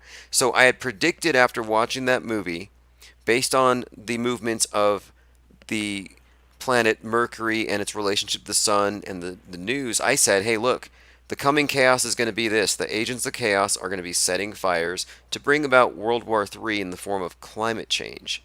And that was my prediction. And I even threw his name Phoenix into it, and the burning city of Phoenix on the summer solstice. So I was just suggesting that right after these events, we would see this character or this symbol associated with fires. And then to see him with Jane Fonda, again invoking Vietnam. And here we are just a week later, and then we've got David Hogg saying that gun owners are essentially baby killers. So I just see this environmentalist, communist agitation totally mixed with Hollywood.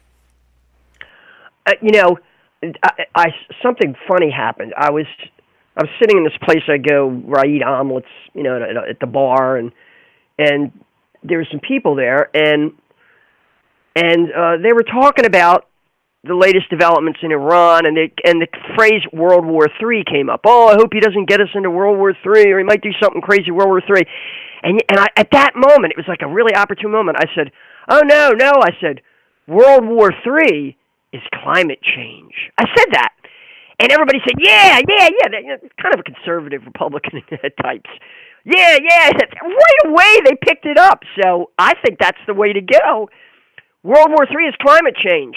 That's World War III. That's what we got to tell people. That's the real World War III, climate change. The rest of this stuff is all for show. It's all sideshow. Because climate change is bipartisan. Only the right wants to kill the terrorists. You know, only the left, you know, it's pretty partisan. The left isn't going to go along with that. So instead of having this constant conflict and one side is like pretty much not going with this big program, here you have an external threat that, you know, only an alien invasion could even, and even then, you know, people would probably some would side with the aliens. Like, climate change is the only universal threat that they can make that's even credible. Yeah, I went right from there. As soon as people said, yeah, I said, well, you know, and I said, and Greta Thunberg, she's just another crisis actor. In other words, it gave me a chance to slide that phrase crisis actor into the discussion. Nice. Which these people normally would never use that. But now now it's becoming part of their vocabulary. And I know, you're still, you're critical of the use of the term false flag. I'm always getting in discussions online with people who are still using that phrase false flag and trying to say, hey, maybe we should be talking about fake and hoax, you know, about faked events and hoaxes. Yeah, here's more why. Than false flags. I have one more reason why to do this too. Another reason to expand our lexicon from beyond just calling them false flags is because false flags is always referring to attacks. Hoaxes is something that applies to even the media hoaxes, the drama, the political hoaxes. How about the elections? The elections are a hoax. They're rigged. They're rigged. Oh yes. Elections are election rigging contests. You know, the candidates are handpicked. The campaigns are completely choreographed and scripted. There's no independent voices allowed. They flush them out right away, or they marginalize them and discredit them. So yeah, the whole thing is a fake job. Listen, before I go, I want to address John Laban. I want him to, since he's in Vietnam, I want him to kind of dig into the Vietnam War a little bit. I want to know for my own edification, because I understand that in the anti-war movement, we were played, we were used, we were manipulated. But I still don't understand how much we may have been manipulated. The Vietnam War was really critical because I said it was the first war to be televised.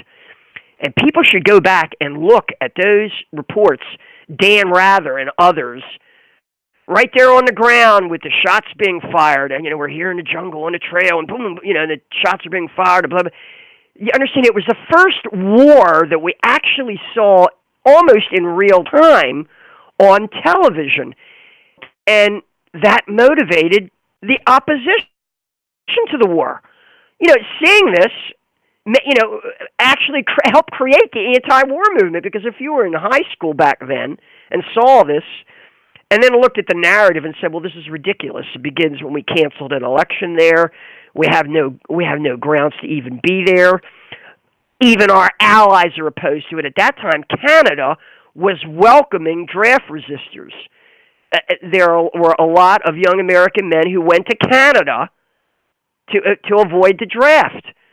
I knew people who deserted from the military because they were being sent back to Vietnam for a second tour. They didn't want to go. And a lot of them went to Sweden and places like that. That's why Bill Clinton was hanging out over there. So for people who don't know, what is your disagreement here with JLB over Vietnam? I feel like we can't just dismiss the destruction involved in warfare, because really, if you want to say, well, it's about real estate redevelopment, it's an excuse to move populations around, it's an excuse to take down dynasties, which is what happened in World War I. I mean, there are whole dynasties that were eliminated.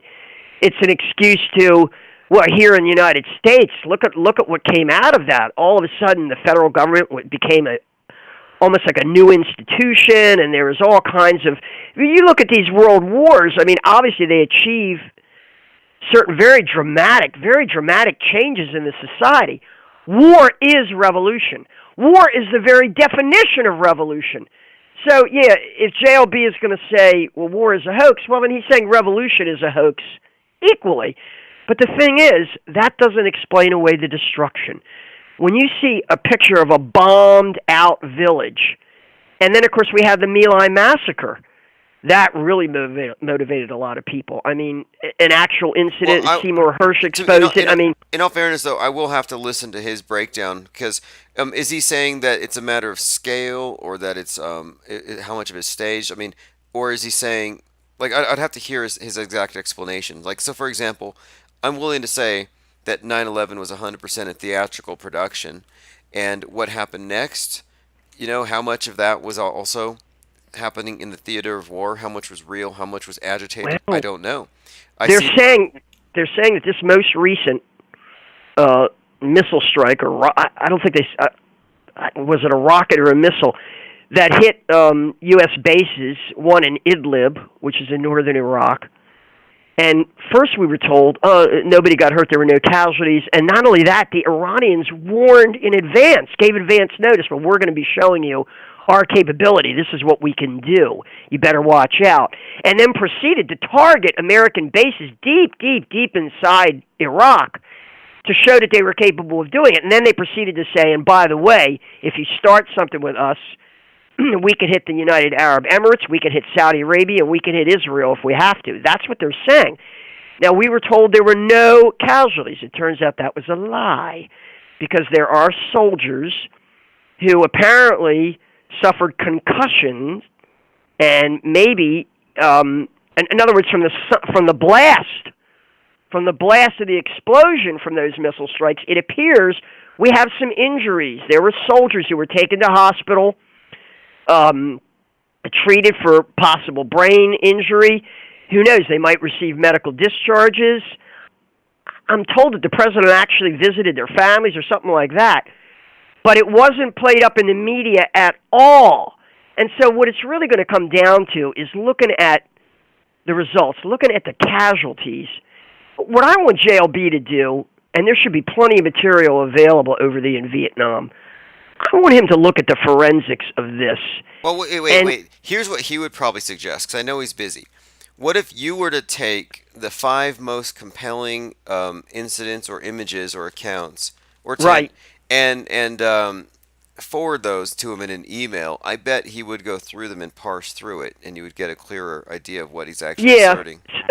some of them we know were staged. A lot of these Pulitzer Prize winning photographs. There's one of this little girl running naked down the road. You know, supposedly her clothes have been burned off by napalm or something, and that was staged. That plenty, no doubt about it. JLB will say, "Look, this picture here was staged. You could tell it was staged." I didn't know that one. Absolutely. I didn't know that one was staged. I still recall that picture, and now that I think about it, it is kind of weird that as you're, burning to death running, like the camera is going to be right there. That is kind of like Boston hoaxy. Oh yeah, we there's no doubt a lot of that was done. The weird thing is, it's almost like the media created the anti-war movement. I mean, that's what we had to go on. We looked at that stuff. And we also heard the talk from the soldiers coming back, the guys coming back, and they said it was miserable. They said you couldn't tell who your friends were, who your enemies. You know, we were just destroying the place. You know, these people were mostly living in these poor villages. They didn't want to be bothered. So also the troops coming back told us that war was bullshit. And people were over it. By 1968, I mean, Richard Nixon got elected claiming he had a secret plan to end the war.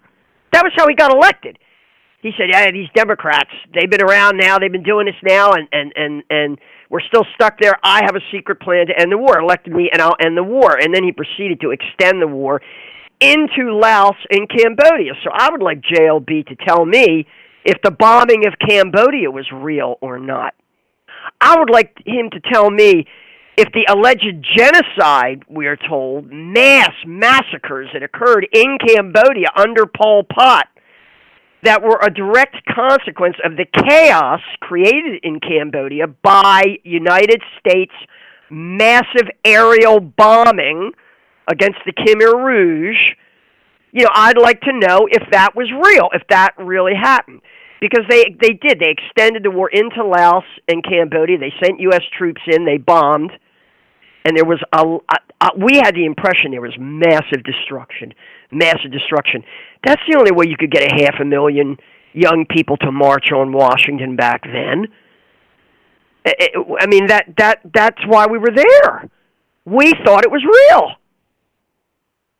Very, very interesting. And something else to consider too is let me see. This was when did the 24/7 news cycle really kick in? That started with the hostages, and I remember the precise moment because it was the show was Nightline that started, and that was not Dan Rather, the other one, Ted Koppel, ABC Nightline. That was 1979. I can't believe I remember all this stuff.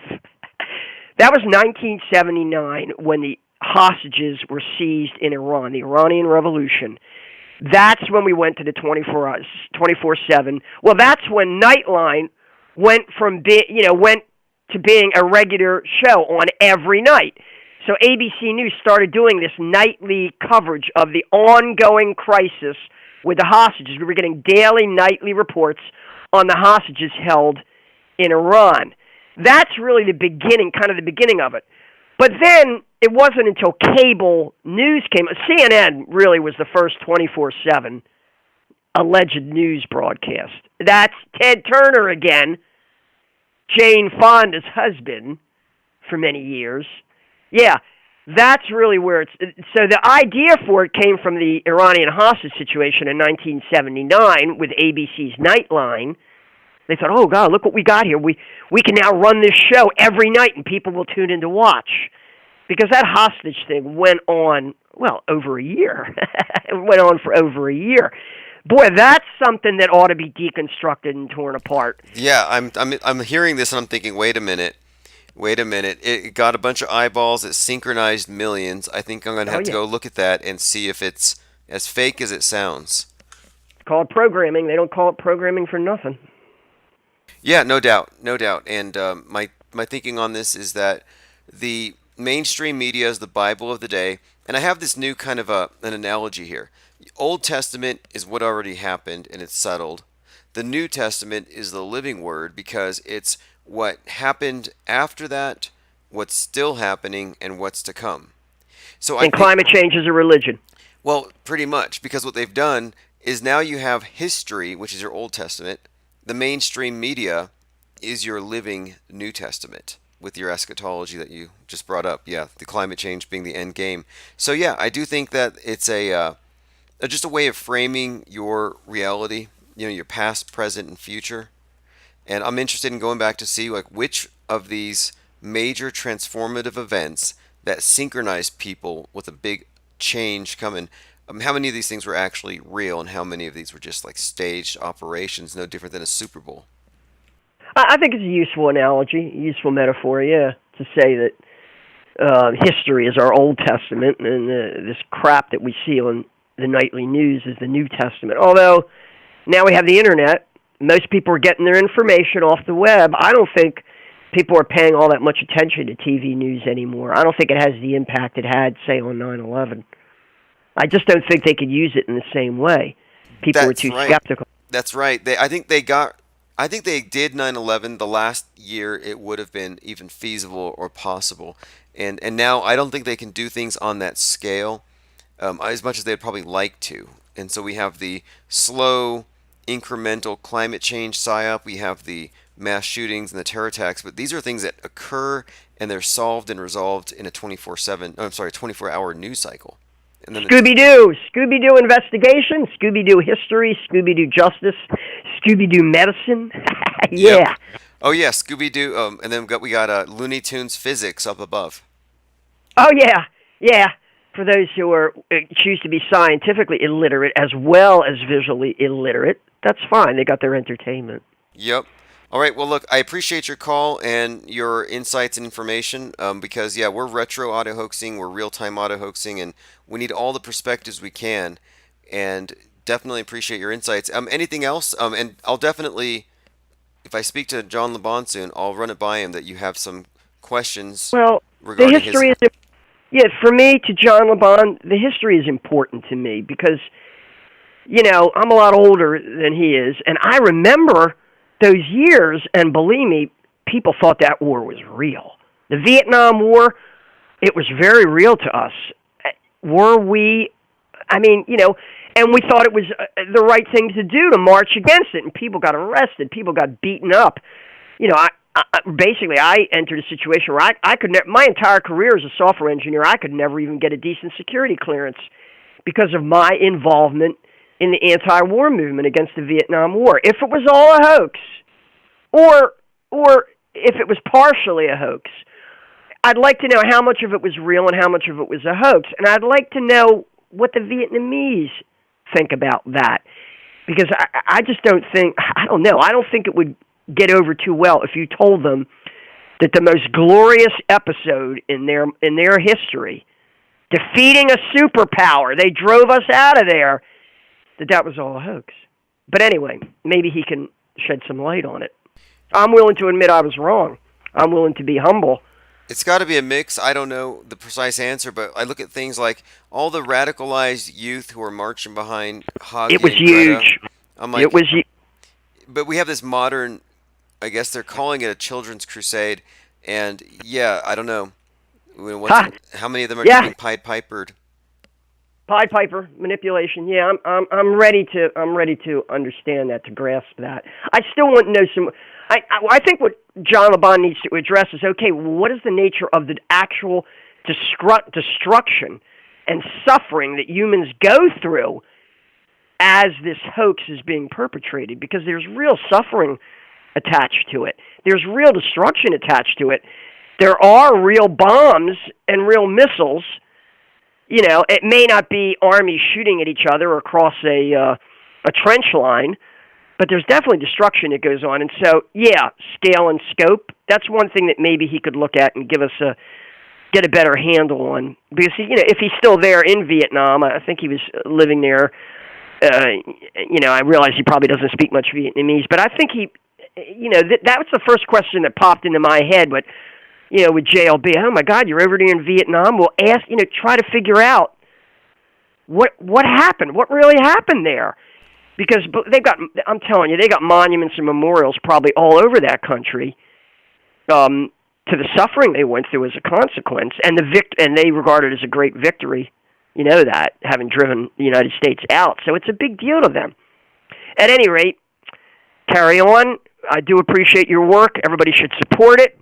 I think your strategies are solid and robust, and I think they're working, too.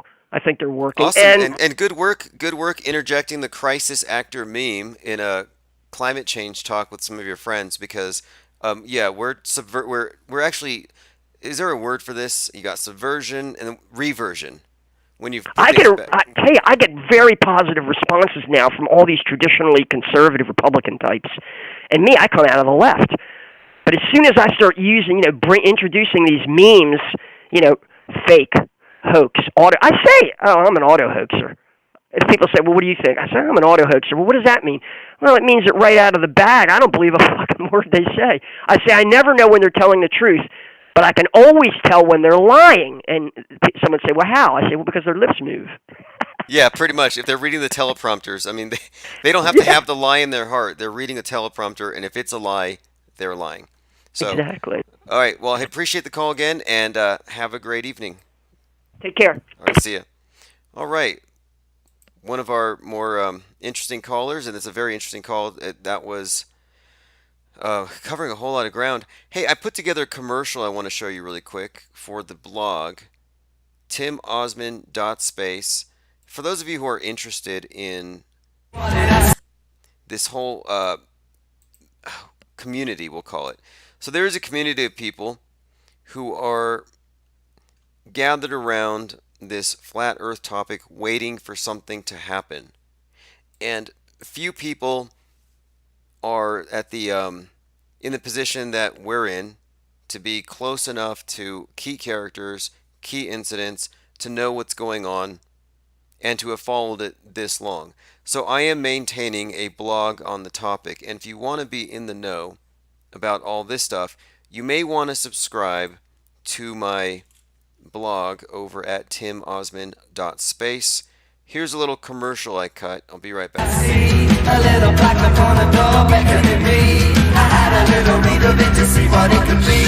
It said this is the court of the 35th degree. I was taken aback a little suddenly as I looked askance at this door in front of me. Yes, there was a black lady stating it to be the Supreme Court. Just a short trailer. Anyway, I couldn't stop watching this on repeat today. I don't know where it came from. Somebody superimposed one of our former spies being, I think it's from a scene on Boys in the Hood. I'm not really quite sure. Great cinematography. Of course, augmented with our own little crop and drops. And crop and drop animated jiffies will never get old, if you ask me. Alright, so let's see what else we're having to... Yeah, look, the reason why I have this blog separate really quick here. Two reasons. One, I want to keep this separate from our serious research because a lot of this is what I'd consider to be almost tabloid. But it's inside baseball. But two, this is something else. If you want to access our Discord server, if you want to join in our 24/7 research facilities, you can go to timosman.space, you become a subscriber, and you get access to the Discord server. So it's like a cover charge, $1 a month. If I can just get a few hundred more subscribers, I'll be writing twice as much, 3 times as much, because it gives me time to write and consolidate a lot of the research. And you wouldn't believe just the emails I get. I'm inundated with tips and leads. I barely have time to go through all of it. So, anyway, timosman.space is the site.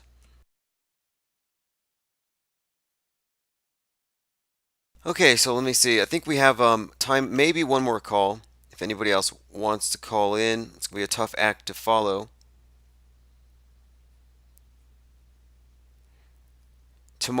Later on tomorrow, I'll have the first hour of that talk between John Levon and myself published here. Thanks, Short-Faced Bear and everyone else for showing up, and thanks for sharing the stream. Even if you don't have any produce or dairy, Is that what it is on D Live? Lemons and ice cream, whatever. Even if you don't do that, just sharing it will help. We're trying to get to 1,000 subs. Do we have 1,000 yet? Check our stats. 979. Are there 21 of you? Are there 21 of you here who have not hit the follow button? If you've neglected to hit the follow button, please do. Post Globe Syndicate says that was from Don't Be a Menace in the Hood while you're drinking your juice. Yeah, we had actually superimposed a certain individual over it.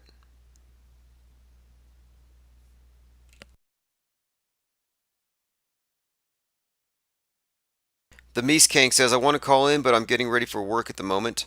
Hey, thanks for following. I appreciate it. I will see you all later. Speak Penguin or die. If you keep seeing that popping up in the chat, you're not in danger. It just means that the flat earth movement is dying. Actually, I have a bar graph on search results from Google that shows, yeah, it's dying. It's going to die in a conference room with who knows what on its breath if we don't save it and steer it south. Deep, deep, deep south. You can get these shirts at infiniteplainsociety.com. Speak Penguin or Die. This is one of my best sellers. I think 11 other people own these now. Speak Penguin or Die, SPOD. Again, the Flat Earth Movement will have to speak Penguin or it's going to die. And when it does, I'll be at timosmond.space for the autopsy.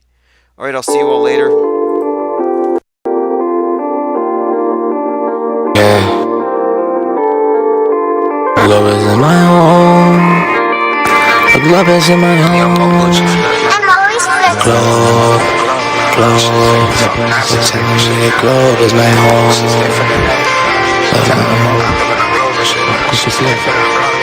I'm too infinite. Globe is in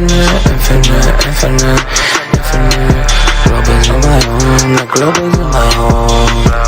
Telling me the globe is my home. The globe is in my home. The globe is in my home. I'm too infinite. I'm too infinite. And I'm cutting it. I'm draining it.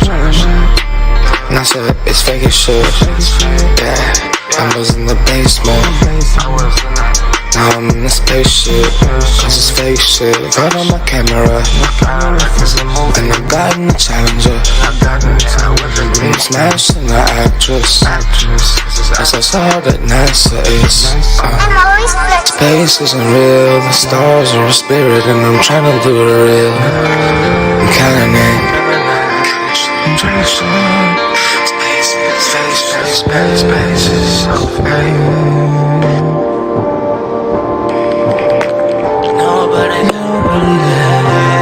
Nobody can relate. So infinite, I'm so infinite. Oh.